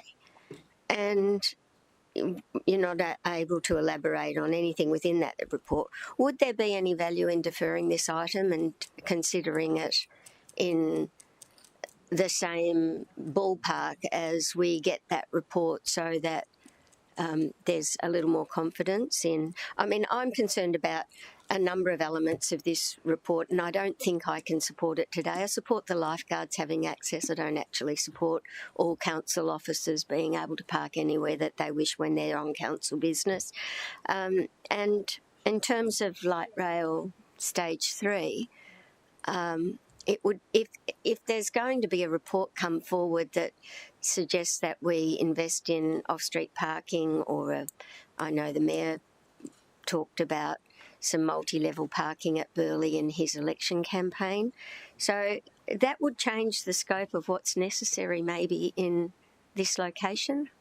I don't know. I'm asking the officers whether there might be consideration given to deferring this until we have the other report and make a decision. Who likes to have a crack? Really, that's up to the prerogative of council. Of what they wish to do. So the traffic area is to be a benefit of residents who live in the area, to make sure that there is a turnover of spaces and there's sufficient spaces on street for them to be able to park. That's the benefit of it. The report that's coming through is different. It's about looking at commuter type of parking along the corridor. So they're two different things, but at the end of the day, it's the prerogative of council to make that decision. Okay, and is it still the case that stage 3 won't be completed until middle or late next year? So we've got a little bit of time. From what I understand, yes. So there's a little bit of time. Anyway, it's not my area. I don't have specific concerns about, but I would rely on the feedback from the divisional councillors affected. Question? Just a comment on the recommendation. Yeah. I would be happy to support a changed recommendation today. So I just thought, whilst we're looking at it, might put it out there, which would remove the expansion of the employee parking permit and would put in a provision around the enactment of those new areas coming back to council before a decision's made. So I'll just put that out there. So unless it's a question on the report, I'm going to pull up questions about the recommendation. If you want to put forward a change, is different. But if it's a question about the report to officers, I'll take it. Councillor Martin. Thanks, Chair. Well, my question's about the lawmaking process of this. So, and correct me if I'm wrong, through you to Nick, there's no legislative time period that we have to make these changes right now. So we've got time. If it was the will of council to wait, we could wait and do those reports. But is there the legal avenue to perhaps deliver on some of these changes today and delay some of the others, or do they have to be made in totality in one package? Through the chair, no, we certainly have the capacity to make further amendments from this from a resolution today and have them prepared for council's consideration. So excluding whichever items you wish to consider later. Councillor Wilkinson, a question on the report.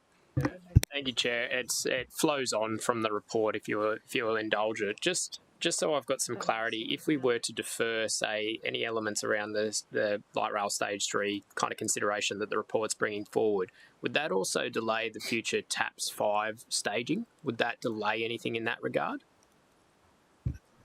Through the chair, no, I don't think. I think we can do them concurrently. So, I have an interest in seeing if there are certain elements that it's the will of committee to defer. I would really prefer if there are things that we're accepting of, that they be dealt with today, so that those pieces of work can be continued on by the organisation. If there are things that we wish to defer or not enact now, that we separate those out so that there is clarity for officers of what is in, what is out, where they need a director at a time and where they don't. So, Councillor Patterson, I mean, you have put forward a proposed change recommendation which does that for what your concerns are. I'm probably at a stage of happy to accept that as a change recommendation and allow debate to occur to keep things moving.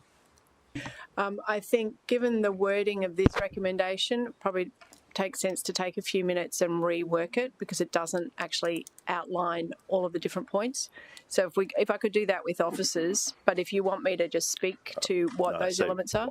I think what we'll do, because if we get to debate, we're going to get this teased out then. So okay. I'm going to adjourn the meeting for 5 minutes, allow you to consult with officers quickly, and then we'll get a change recommendation up, allow debate to occur, and if there's other amendments to the change, that can roll on from there. So meeting adjourned for 5 minutes.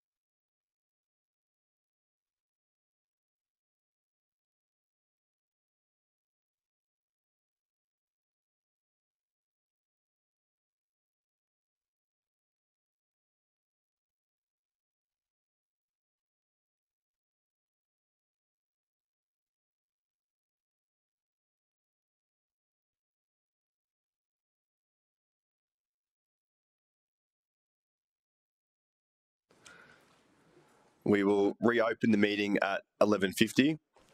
Councillor Patterson has taken the opportunity to discuss with officers some appropriate wording to reflect her intent. So, Councillor Patterson, I might pass to you to explain what changes have been made and what the intent of those is. Don't take it as opening debate yet, just explain what the changes are first. There's been a lot of considered work on making sure that our regulated parking local law is as effective and fair as possible. These changes relate to two areas. The first one is the recommendation from officers is that we allow local government employees a permit, which means when they're on council business in a council-owned vehicle, that they aren't subject to these rules. I don't think that that is suitable, and I do think that our council staff should be subject to the same rules as everyone else in the city. So I'm suggesting that we do exclude that item. I do understand the reasoning for it, but I just think there is potential for misuse of that, either intentionally or unintentionally. The second one is relating to the light rail traffic area implementation. We have concerns about this, and the biggest issue, I suppose, is when things come to council, it does appear as cart before the horse. It's no one's fault. It's just what has to come to council at certain times. So in principle, I recognise the need for revised parking strategy around that light rail. However, I want to ensure before this is enacted, it does come back to council so we can consider other elements. So that's what those two changes would allow. So I know this is slightly different, but I'm going to allow a chance for anyone who wants to ask a question of officers of what the practical implication of any of this is first before we get into full debate. So here's your chance. If you have a question for officers of what any of that changes actually mean practically, I'll allow that now and then we'll go on a proper debate. Councillor Doran. Okay, I don't know who this is directed to, but to clarify my thinking, the bundle chevron area is not proceeding, correct? Yep, thank the head nods, I'll take that. Mudgeeraba is proceeding. Head nods, take that too. Local government amendment based on this change recommendation is not proceeding. Employment permit, sorry. Third head nod. Yep. And GCL Light Rail 3 area, just the wording says, as advertised but amended as follows, a report on parking be brought back to council for consideration prior to GCLR3 implementation. Can I just get some clarification on what that wording does provide?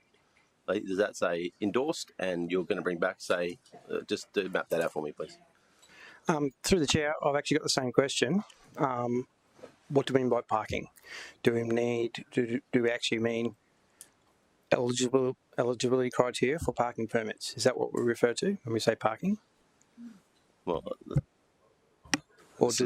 this is the reason I took this approach here. So, Councillor Patterson, it's your change recommendation. So, could you the intent, give a bit more intent? My intent of the wording, it possibly isn't as clear as it should be yet in 2D, and perhaps we need to just tighten it, is that in principle, we're agreeing to it today.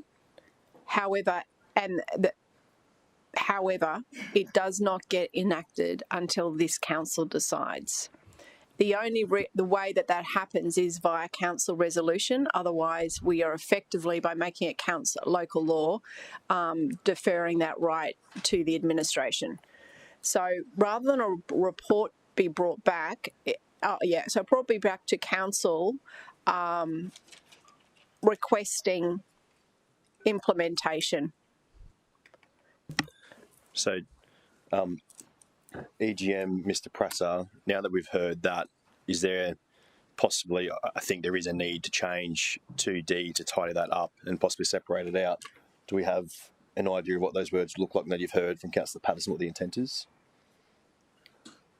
Through you, Mr. Chair, Councillor Patterson, could we simply just say that a report be brought back to council prior to implementation? No, because it doesn't. That you could be bringing back a report. It doesn't say that we are still that council is going to make that decision to implement it. So I would like that to be really clear. Yeah. It could be a report saying, isn't this a great thing we've done? Thanks very much. It's not a report asking for permission to enact it. Yeah.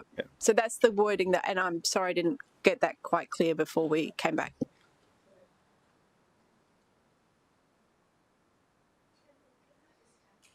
Councillor Gates. Are we waiting on two separate reports at the moment? One for TAPS and one for parking associated with light rail. That's correct. So should we not identify that following presentation of those two specific reports, the matter be further considered by council to enact this new local law? So it's Councillor Patterson's recommendation. If you'd like to propose it to her as a change, I'm happy for that. I think that's good, and I think it communicates it better. Yep. Asking comes back to council for consideration too. I think that wording's better. So, right. So, Councillor Gates, without imposing on you, would you be able to help the Minute that Secretary? following presentation of, I don't know what the light rail parking one's called, but the TAPS report.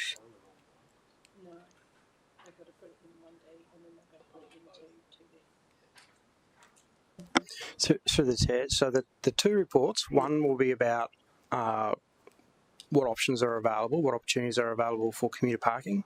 Okay. And the other one is to do with stage 5 of a traffic area and parking permit scheme, which it does include a review of the eligibility criteria for permits. So I think that's the specific issue, is the report about commuter parking opportunities and the eligibility criteria of the permits. I think Councillor Marshall is the issue.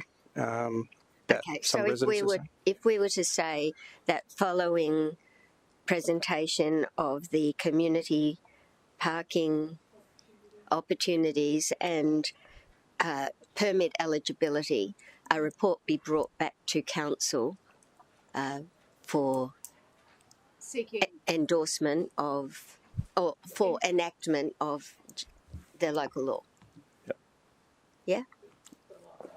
Light rail component, the GCLR3 component of the local law. Does that make sense? Through the chair, so you've got to remember stage 5 of TAPS is more than just reviewing the eligibility criteria. There's a few other things that we'll be So will we call it stage 5 of TAPS? So stage 5 of TAPS will be looking at eligibility criteria, but other things as well. Okay. So I don't necessarily think we need to talk about TAPS. We just need to talk about the eligibility criteria component of... Yeah, because if we tie it to TAPS 5, okay, it doesn't give us an opportunity. And parking. Do you know what I mean? Criteria. Yeah, I do.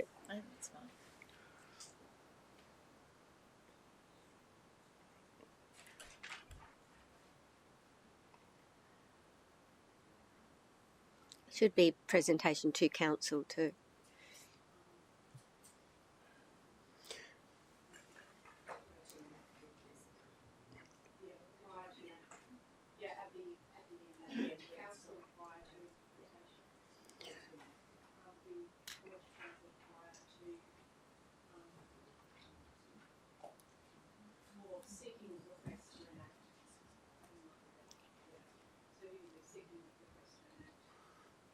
Seeking enactment. Yeah,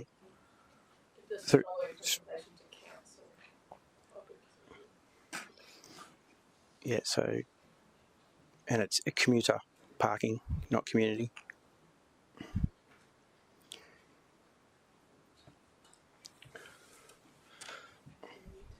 Yeah, commuter. Oh, commuter parking, is it? Yeah. Sorry, commuter, yeah, not community. That was my error.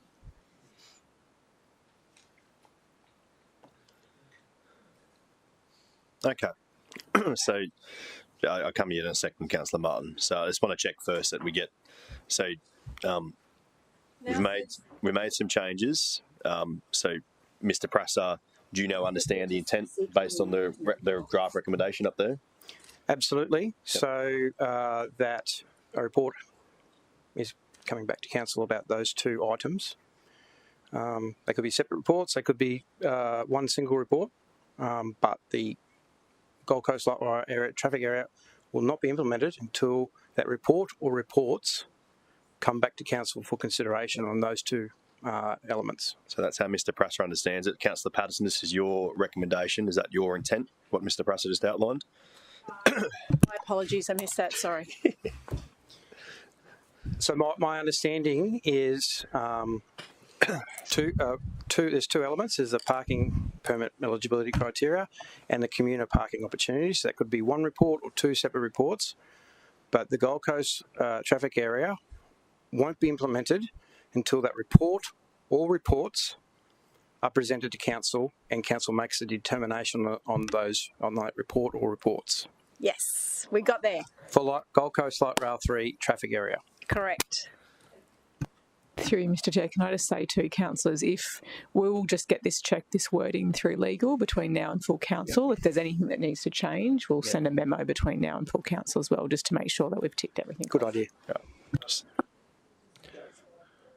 Okay, so now that we actually understand and we've got the wording correct for the intent of what Councillor Patterson's change recommendation was, I'm happy to go to proper debate now and allow Councillor Patterson the chance to open debate, and then if there's any councillor wishing to propose an amendment, we'll go through the proper process from there.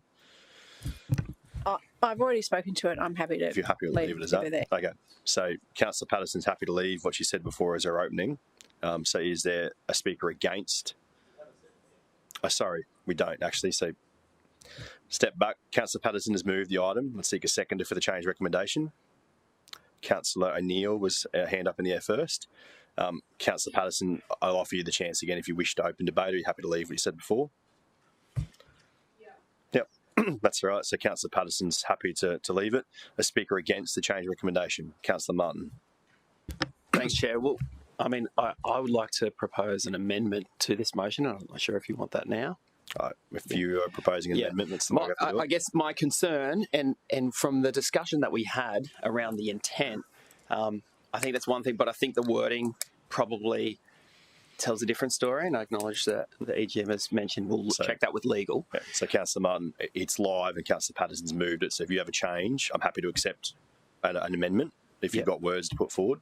My proposal is that on section 2, instead of that council make, that council defer, change that word to defer,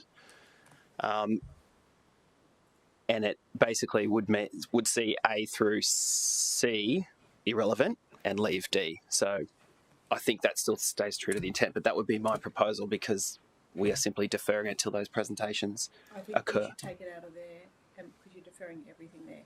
You should defer just the light rail part. Councillors, I'm going to rule as chair that is too substantial a change to what I believe the intent of this is. So if you want to introduce defer, you'll need to introduce a new motion to do it. We're happy to propose a change motion. So you can propose a foreshadowed motion that would have that in there? Yep. Because I think there is a substantial difference in endorsing today through make and saying defer. Quick question, Chair.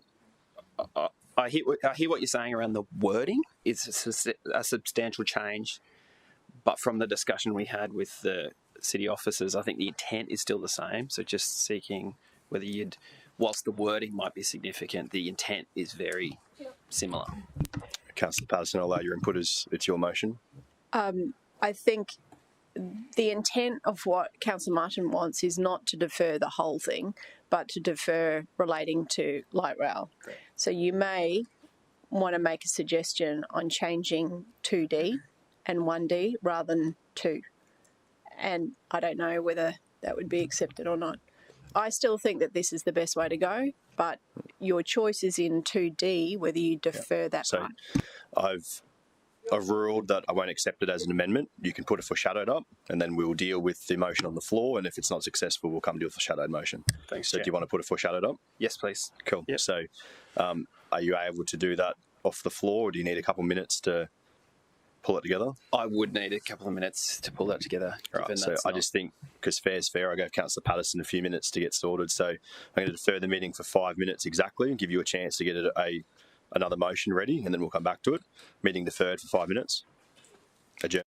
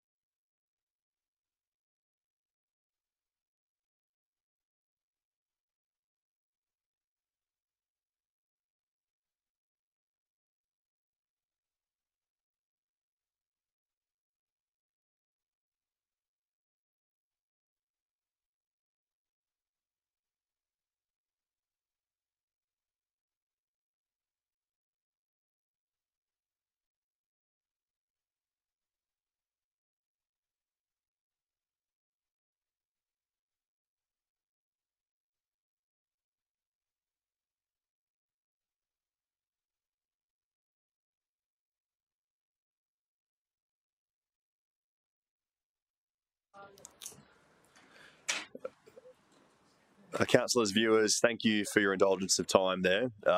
During that break, Councillor Martin looked to form up some words, but I don't believe we've got a foreshadowed motion at this stage. Councillor Martin.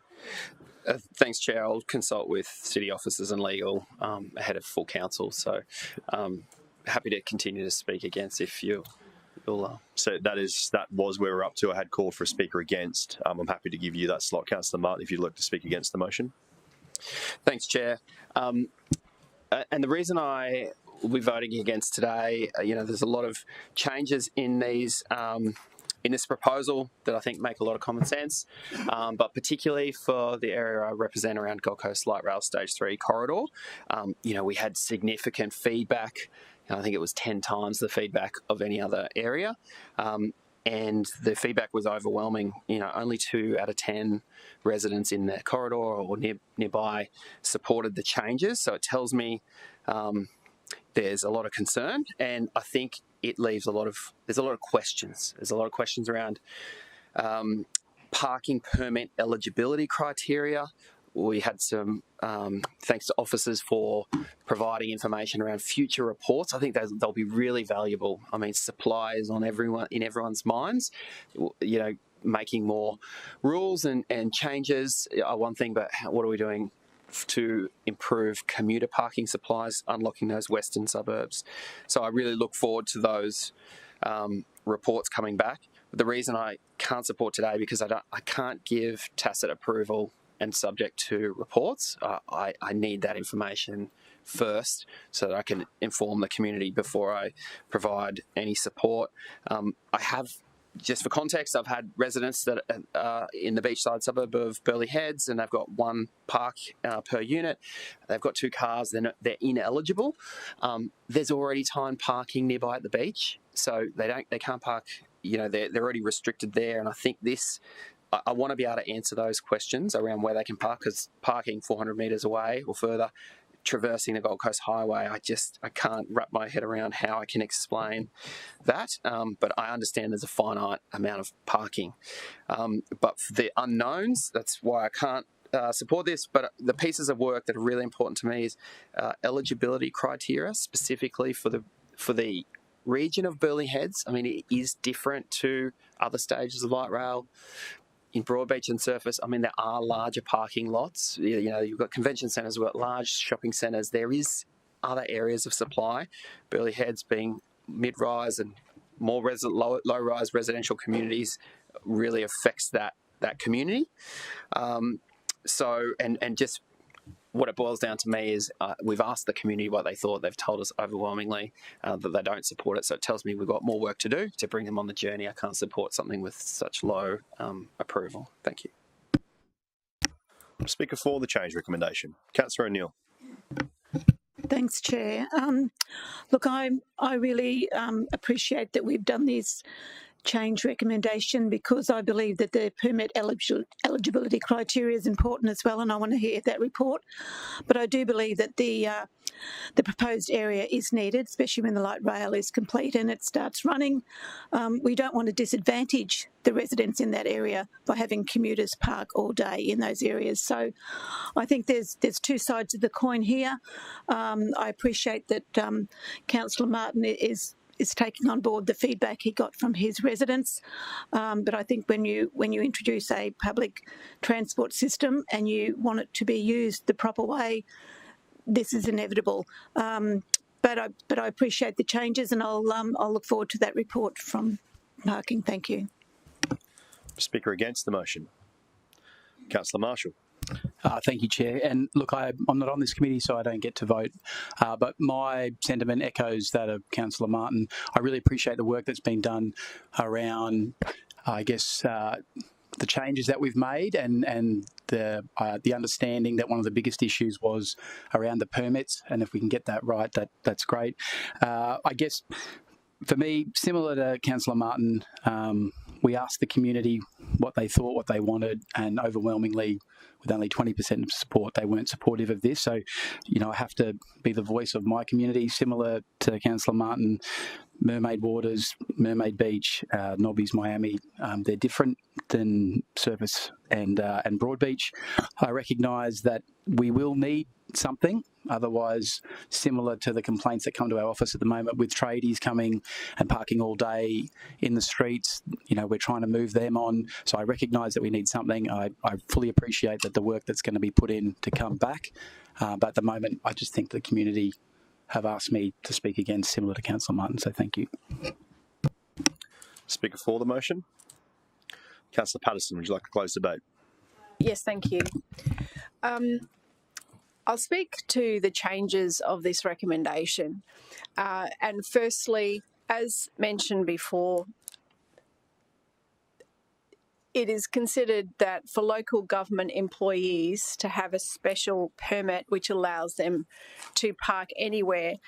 I understand the premise for it, but it is just not consistent with what our community would expect when they are feeling the pressures on parking, and the city needs to consider that as well. So I'm certainly hoping that there is support from this committee to ensure that basically we play by the same rules as everybody else.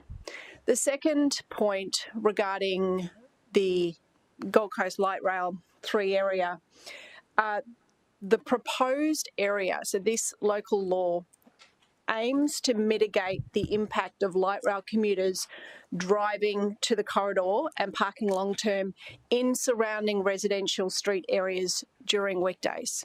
So the purpose of this local law is to protect the residents. And the proposal includes having a 3-hour time limit from 9 to 5, Monday to Friday, and we've seen that that's worked well in other residential areas like Chevron and parts of Bundall. The change recommendation here today, though, is to say we understand it in principle. We absolutely want to bring in a local law that is designed to protect residents in that area. However, there's still some more information that we want before we enact it, and that is relating to those parking permit eligibility criteria, making it as fair as possible so all residents can apply for permits and have a reasonable opportunity to receive a permit if they live in that area. And secondly, around the commuter parking opportunities.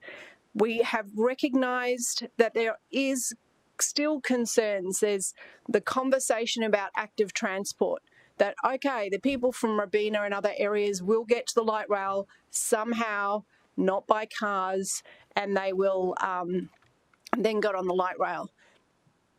The message has been made by our officers and by council resolution to the state on numerous occasions for years that we need to allow bikes onto our trams. I don't know whether they need to add another carriage or they need to alter the carriages, but this is the thing that will really impact on that last and first mile. Because there's most people will not ride an expensive e-bike, park it on the side, leave it there for the day when they go off on their job. So I just take the opportunity to make that point again to the state government. It's really holding up on our active transport and all these measures.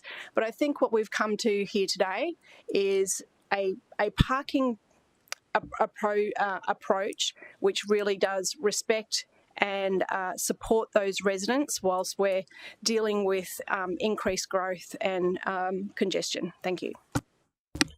Debate is now closed. We'll take the vote. All those in favour of the change recommendation? Division is called.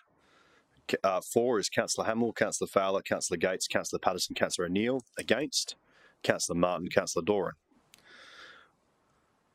Councillors, thank you very much. That's 6.6 dealt with. We'll move on to our one and only DA of the day, which is 6.7, and welcome our assessment team.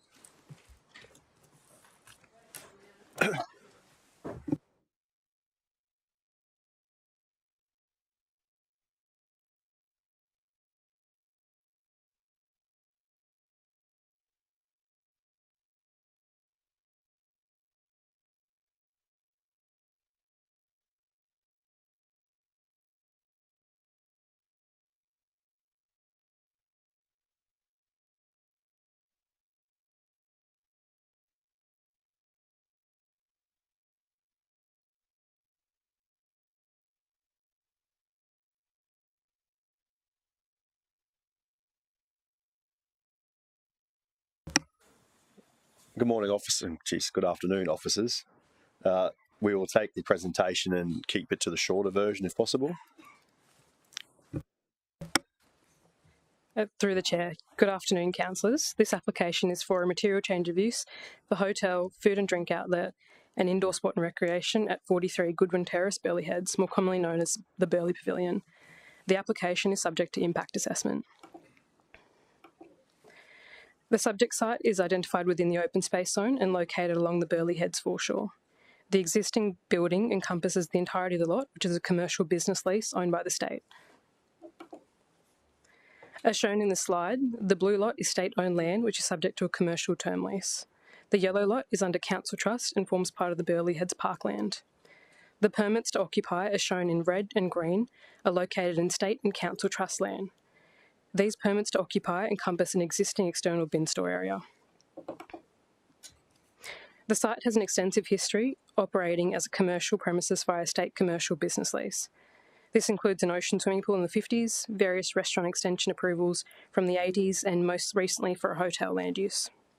The current approval of the site relates to hotel and food and drink outlet land uses. The existing operations for the site include Burleigh Pavilion in the Tropic Restaurant at the upper level, the Kiosk Cafe at the street level, and rickshaws at the lower ground floor, being the beach level.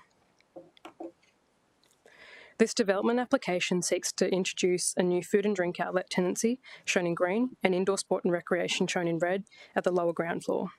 The indoor sport and rec will comprise a Pilates and yoga studio and a health and wellness centre, which will retain one of the swimming pools as a therapy pool and include a new steam room and sauna. While this application proposes to introduce the 2 new tenancies only, the application also includes the approved hotel and food and drink outlet approvals. These are included in the application to have a consolidated permit over the site and a single waste management plan. No changes are sought to the hours of operation of the existing uses or the gross floor areas. The hours of operation for the hotel and food and drink are 6 a.m. to 12 a.m, which is consistent with the existing permit over the site. The indoor sport and recreation is proposed to operate 1 hour earlier from 5 a.m. The development does not propose any extension to the building footprint and will utilise existing internal floor area. This application seeks to redevelop the existing ground floor of the building at the beach level, which is next to the current rickshaws tenancy. As shown in the slide, this area comprises of 3 empty pools, which are currently used for storage. Currently, waste collection and servicing occurs in the frontage car park due to the location and footprint of the building. As part of the subject development, a new loading bay and bin servicing location will be provided along Goodwin Terrace. Planned council upgrade works to the frontage of the site along Goodwin Terrace and surrounding Parkland and Ocean Way are anticipated to commence in 2027. The new frontage shown in the slide has been designed by council. This arrangement will provide an improved safety outcome for pedestrians and resolve existing conflicts associated with the current waste and servicing. The applicant has entered into an infrastructure agreement with the city to contribute to this specific portion of the future frontage works, which are to be completed by the city during the planned Ocean Way and Parkland upgrades.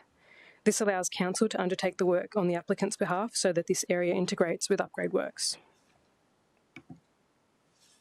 The development will utilise a total of 7 bins to accommodate the expected waste generation for the site, including an existing internal waste room and existing external storage area, which is proposed to include new screening and roofing to conceal from view. A dedicated temporary bin storage area away from the main pedestrian thoroughfare is proposed, where bins will be carted to and serviced from. This is the ultimate waste and servicing solution that's identified in more detail on page 529 of your agendas. The key considerations for the proposal include land uses, amenity, car parking, and the timing and delivery of works. The additional food and drink outlet is consistent with the existing operations of the site, and the indoor sport and recreation is subject to code assessment and located within the footprint of the previous swim school operation. These uses are consistent with the existing and previous operations of the site and therefore supported. Officers have considered acoustics and waste and servicing arrangement regarding amenity. The noise impact assessment has demonstrated the introduction of the proposed food and drink outlet and indoor sport and recreation uses at the lower ground floor will not generate significant noise nuisance that would unreasonably impact nearby residential uses. Relevant conditions have been recommended to ensure ongoing compliance. The proposed waste management plan and servicing arrangement for the site is an improved outcome which resolves existing conflicts and presents an enhanced environment for pedestrians. The development proposes to rely entirely on street parking.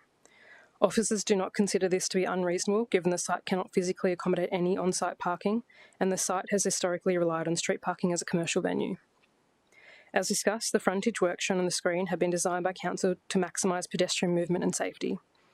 The applicant has entered into the infrastructure agreement with the City to pay for the future frontage works, which are to be completed by the City during the planned upgrades. This allows the applicant to commence the use prior to the upgrades, as well as allow Council to undertake the works to ensure the integrated design and surrounding upgrades. Relevant timing conditions have also been recommended. During public notification, a total of 898 properly made submissions were received. This includes 67 properly made objections and 831 properly made submissions in support, all via a pro forma format. Of the submissions objecting to the proposal, the key matters related to land uses and the intent of the open space zone, antisocial behaviour and intoxication of patrons associated with the existing operations, car parking, amenity, the existing waste and servicing arrangement, increased traffic and hours of operation. Officers are satisfied the proposal has addressed these concerns in relation to compliance with City Plan and is generally consistent with the approved operations for the site. The key matters raised in support were the site being an iconic venue for the Gold Coast, supporting physical health, the venue being enjoyed by locals and visitors, employment opportunities, no increase to the building size, and being located in a well-serviced location. Overall, officers consider the proposal will provide an improved amenity and safety outcome for the site. It will diversify the offerings for residents and tourists as an iconic Gold Coast venue and maintain the existing character and amenity for the area. Officers therefore recommend the application be approved, subject to conditions. Questions, councillors? Councillor Martin. Thanks, Chair, and thanks, officers, for that report.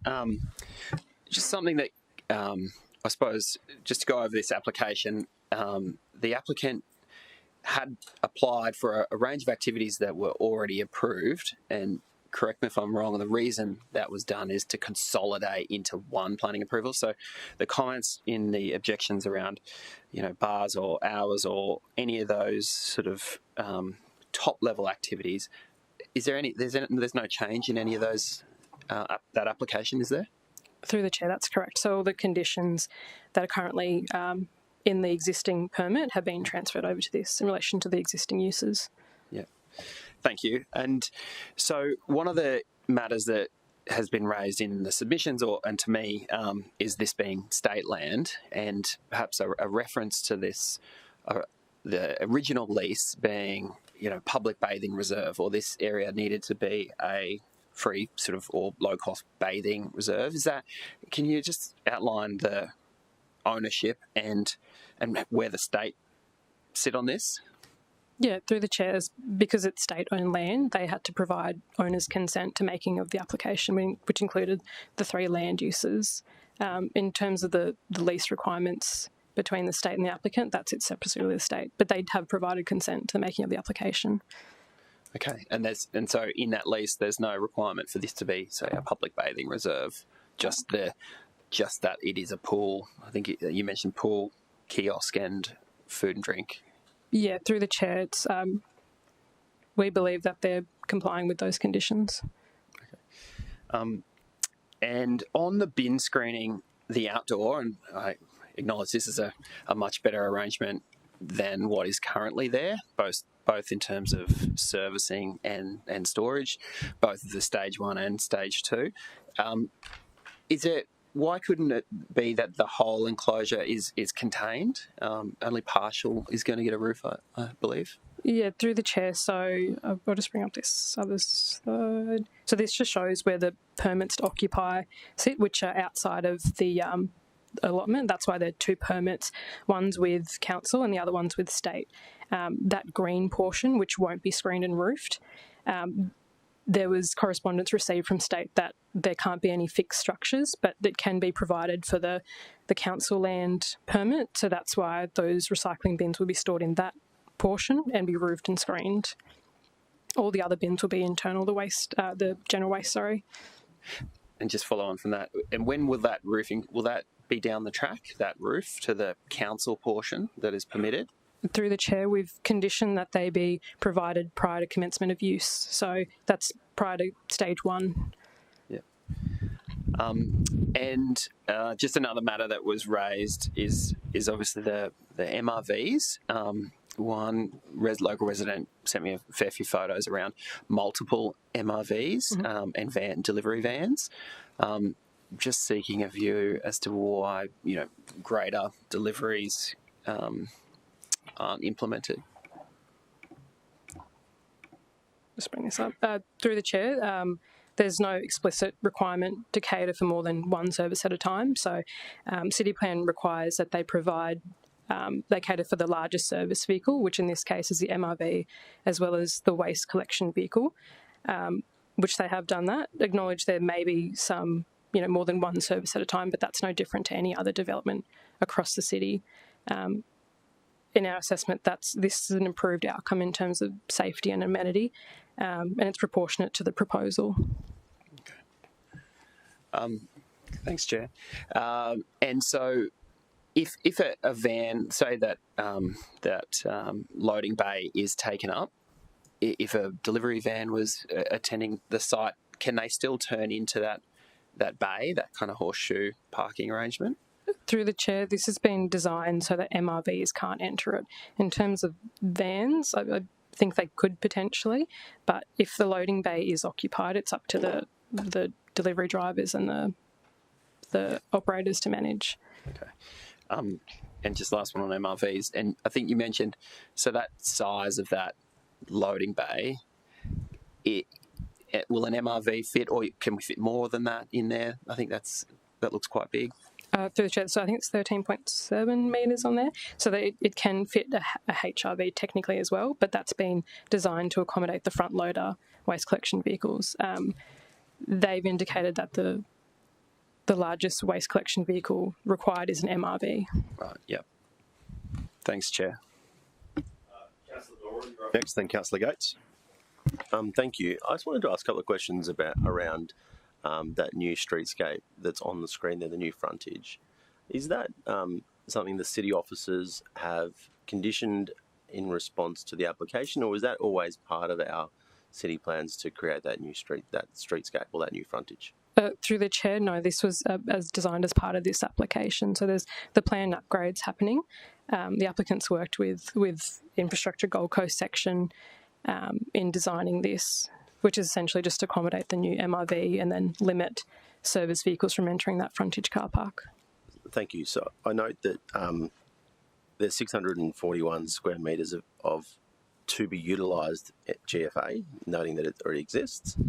How many car parking bays are being lost as a result of the new frontage? Through the Chair, it's up to 6 spaces have been lost as a part of this design, but in this instance, the safety of pedestrians is prioritised and the amenity outcome. Sure. Noting, of course, there's no requirement on this building to provide car parking because it hasn't in the past. We've recently undertaken an audit of Burleigh Head's car parking, and the council made a determination that it's at capacity. Was that taken into account when recommending the removal of 6 additional spaces in such a popular area? Through the Chair, yes. So that was discussed with the Infrastructure Gold Coast team, who is designing those upgrades in Ocean Ways, which might alter some of the car parking spaces. And the logic for the decision was simply that was to prioritise pedestrian safety on that walkway rather than access to car parking spaces. That's correct. Thank you. Councillor Gates, you're next. Thanks, Chairman. I'm just a little confused about the pre-existing pool and the permit given to that. Was that under a sport and rec component? Through the Chair, so it's my understanding that there was an open ocean swimming pool there in the 1950s. So I don't know if there was necessarily a permit attached to it at that stage, but there have been extension approvals. I think it's in the agenda. There is a history of all the applications over the site. So I guess my question is, was there an existing approval under indoor sport and recreation, or was it just a permit that was issued without that designation. I'll have a look for you. Through the chair, Councillor Gates, page 501. So there was a town planning permit in 1981 for the pool.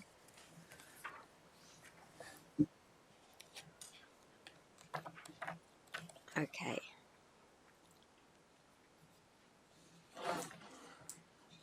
I'm just confused about this being an impact accessible application when the high-end uses have been operational.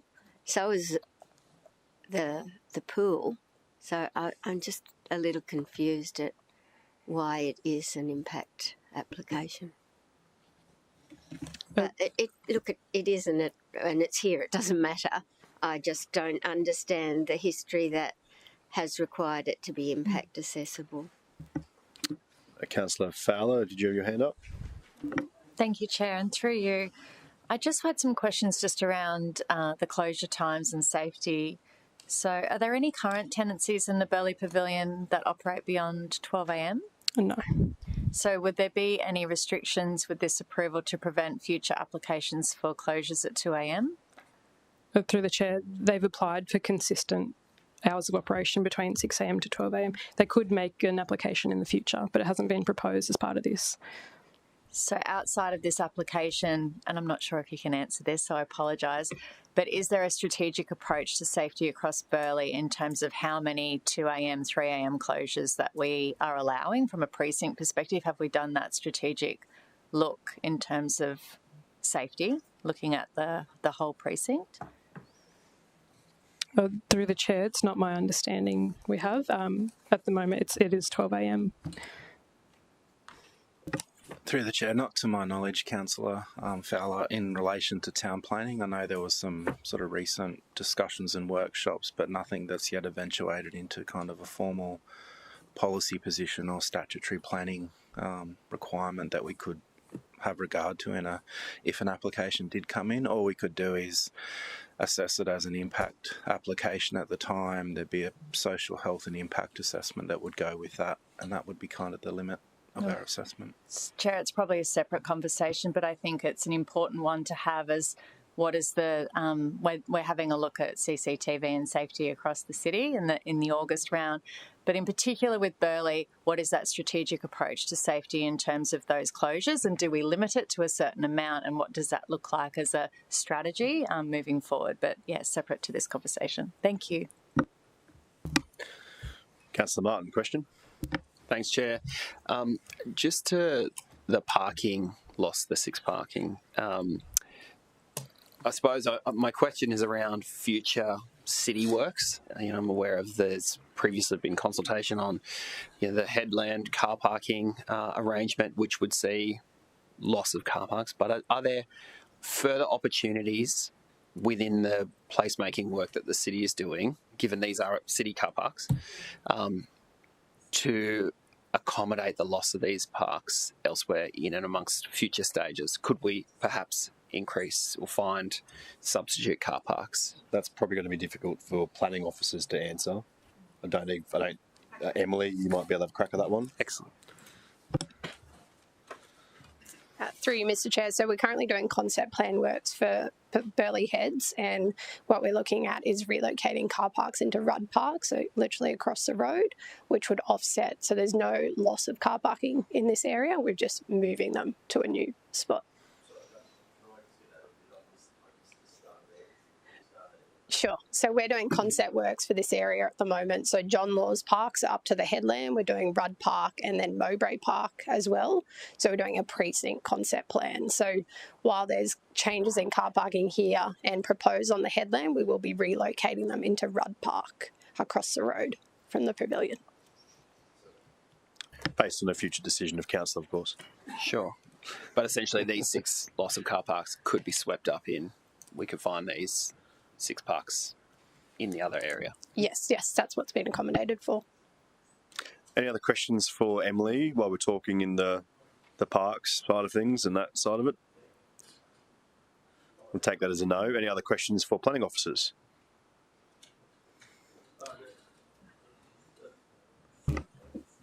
Sorry, I forgot your name. Emily.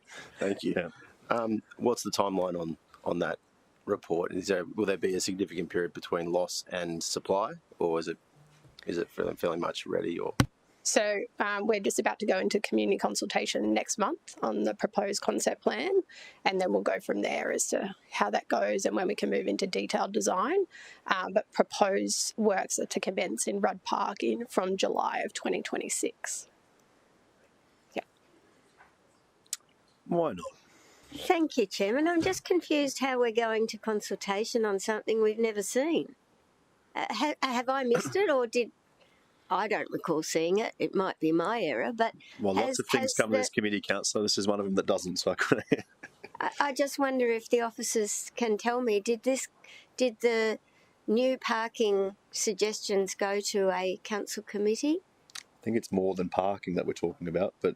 Yeah, so through the chair, so the concept plans, we work internally and then with Councillor Martin on them. And then once we go through community consultation, we'll then work through how the designs will play out. I think Councillor Gates is looking for when does it come to a committee of council to be discussed and maybe have decisions To even made. endorse community consultation, it would normally...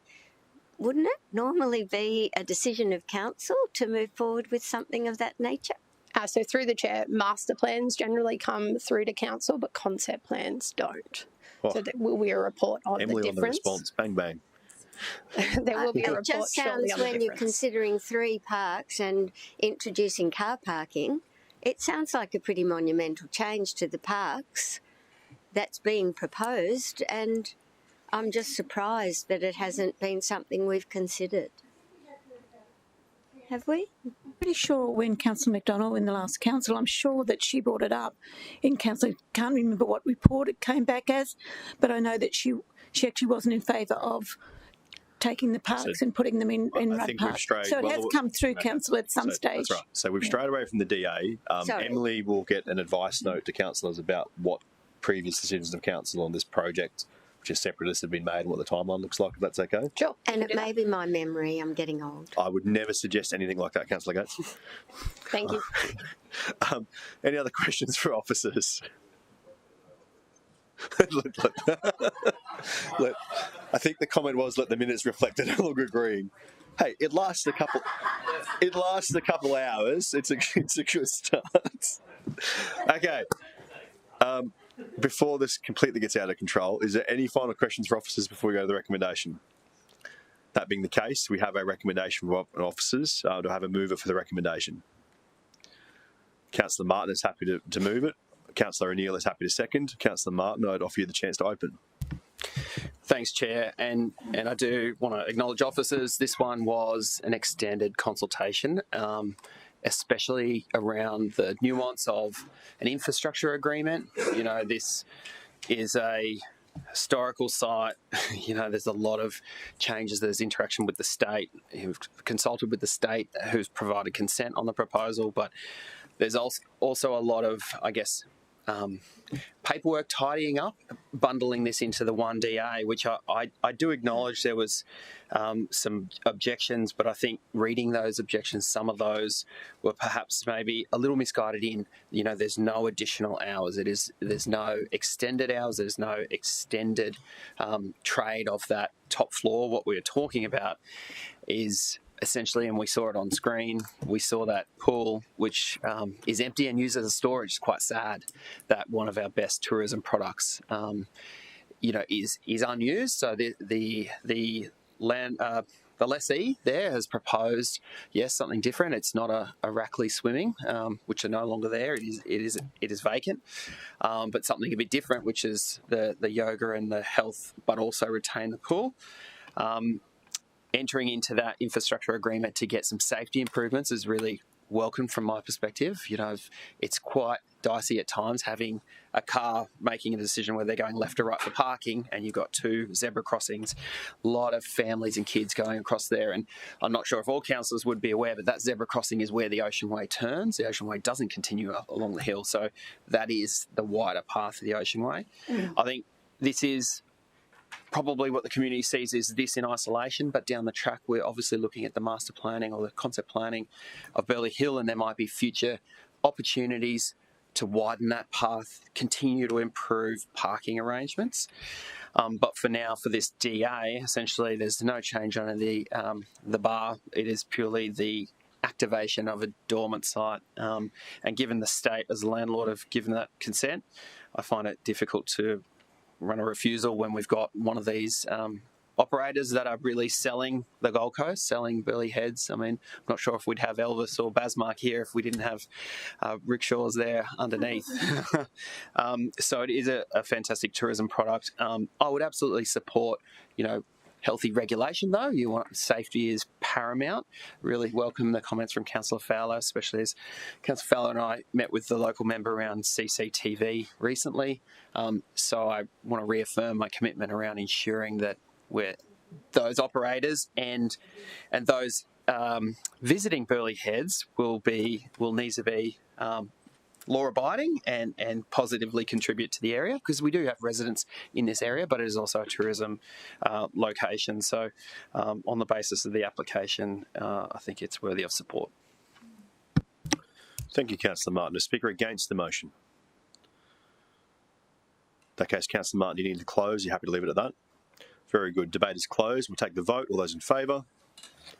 Against, the motion is carried unanimous. Officers, thank you very much. That takes us to item 7.1.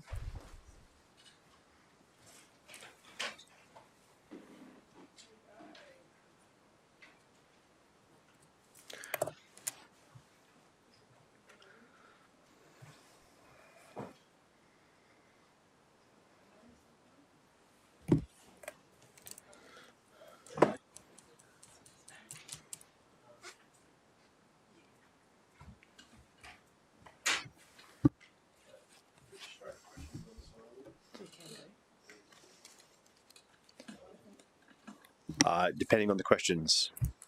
So there's no presentation on this one. We'll take it as read.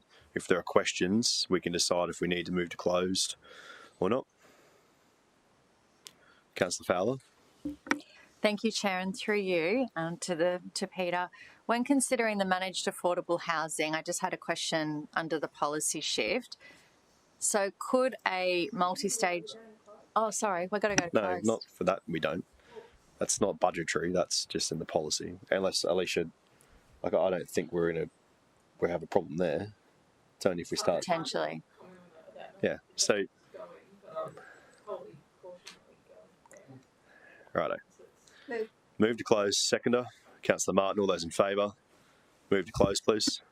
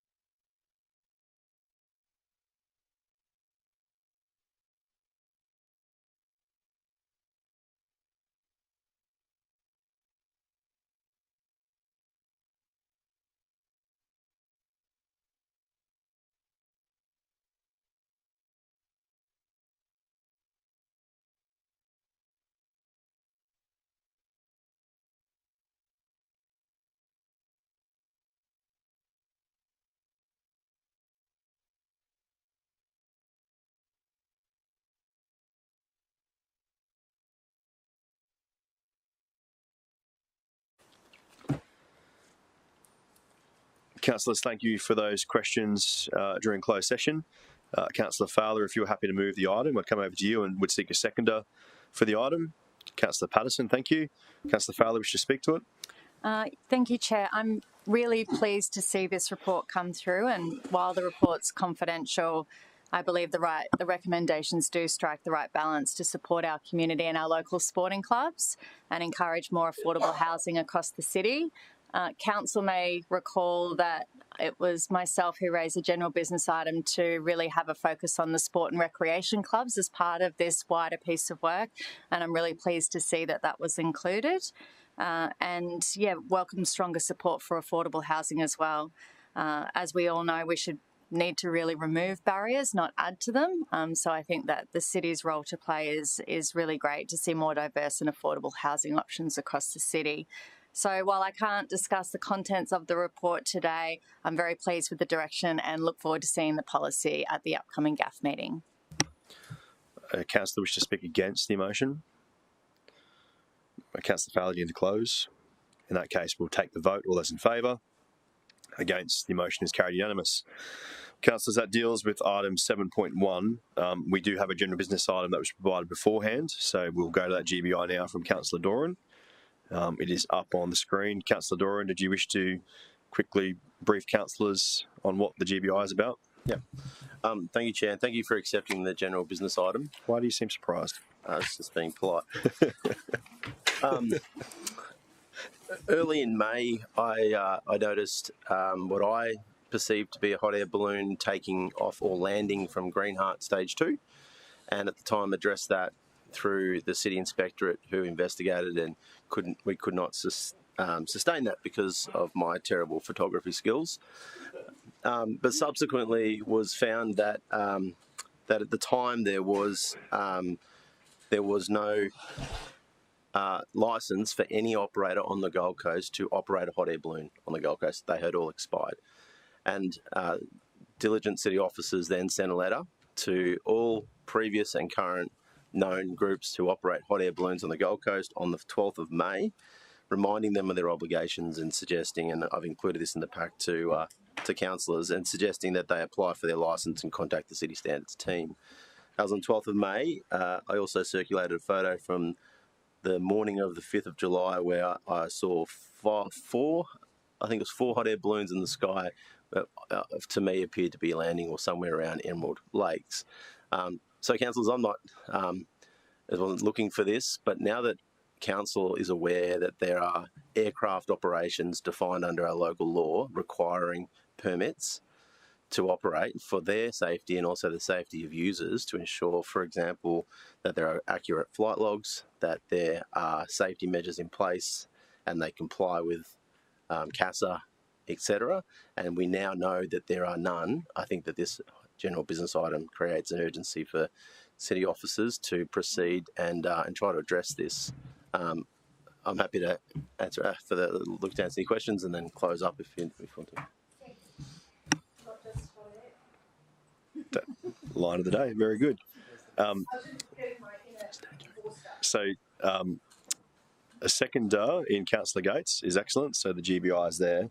Mr. Connery, could I just ask if you, there is obviously a safety element to this and an element that this needs to move, so when can this be presented back to committee or straight to full council? Chair, just clarifying if there is a requirement for a report. If there isn't, then City Inspectorate's prepared to proceed with additional compliance action within the next 2 weeks. It doesn't call for a report, but just to close it out to the action? Chair, we can achieve that at the next committee. Very good. Any questions on the GBI? Councillor Curtis. Not so much a question on the GBI, but about the process. Why is this coming through as a GBI as opposed to just a reasonable request? Like, why is this different to, say, other compliance investigations? Mr. Connery. Through the Chair, Councillor, I think in this particular instance, certainly the City Inspector is welcoming any direction from this committee and council to provide us that additional catalyst to proceed with compliance above and beyond gaining that voluntary compliance aspect. So I'm certainly looking for support from this committee to proceed. I suspect Councillor Curtis there's an element of that possibly if there's any hot air balloon operators in southeast Queensland thinking of operating from the Gold Coast this weekend, that maybe they reconsider that. Yeah, please, Councillor Doran. I mean, something as important as this really shouldn't be happening in the background. We tried that and it didn't get a result. So I think it's pretty fair enough to bring this to light and ensure that anyone, it might be, the operators might be operating perfectly fine, but they are at this stage in breach of one important permit. We don't know if they're in breach of any others, and I think this is why we've got to bring this to light. Well articulated. We'll take the vote on the GBI. All those in favour? Against? The GBI is accepted. Councillors, it is 1:14. I thank you for your time today, and we'll close the planning and regulation meeting and jump into GAF.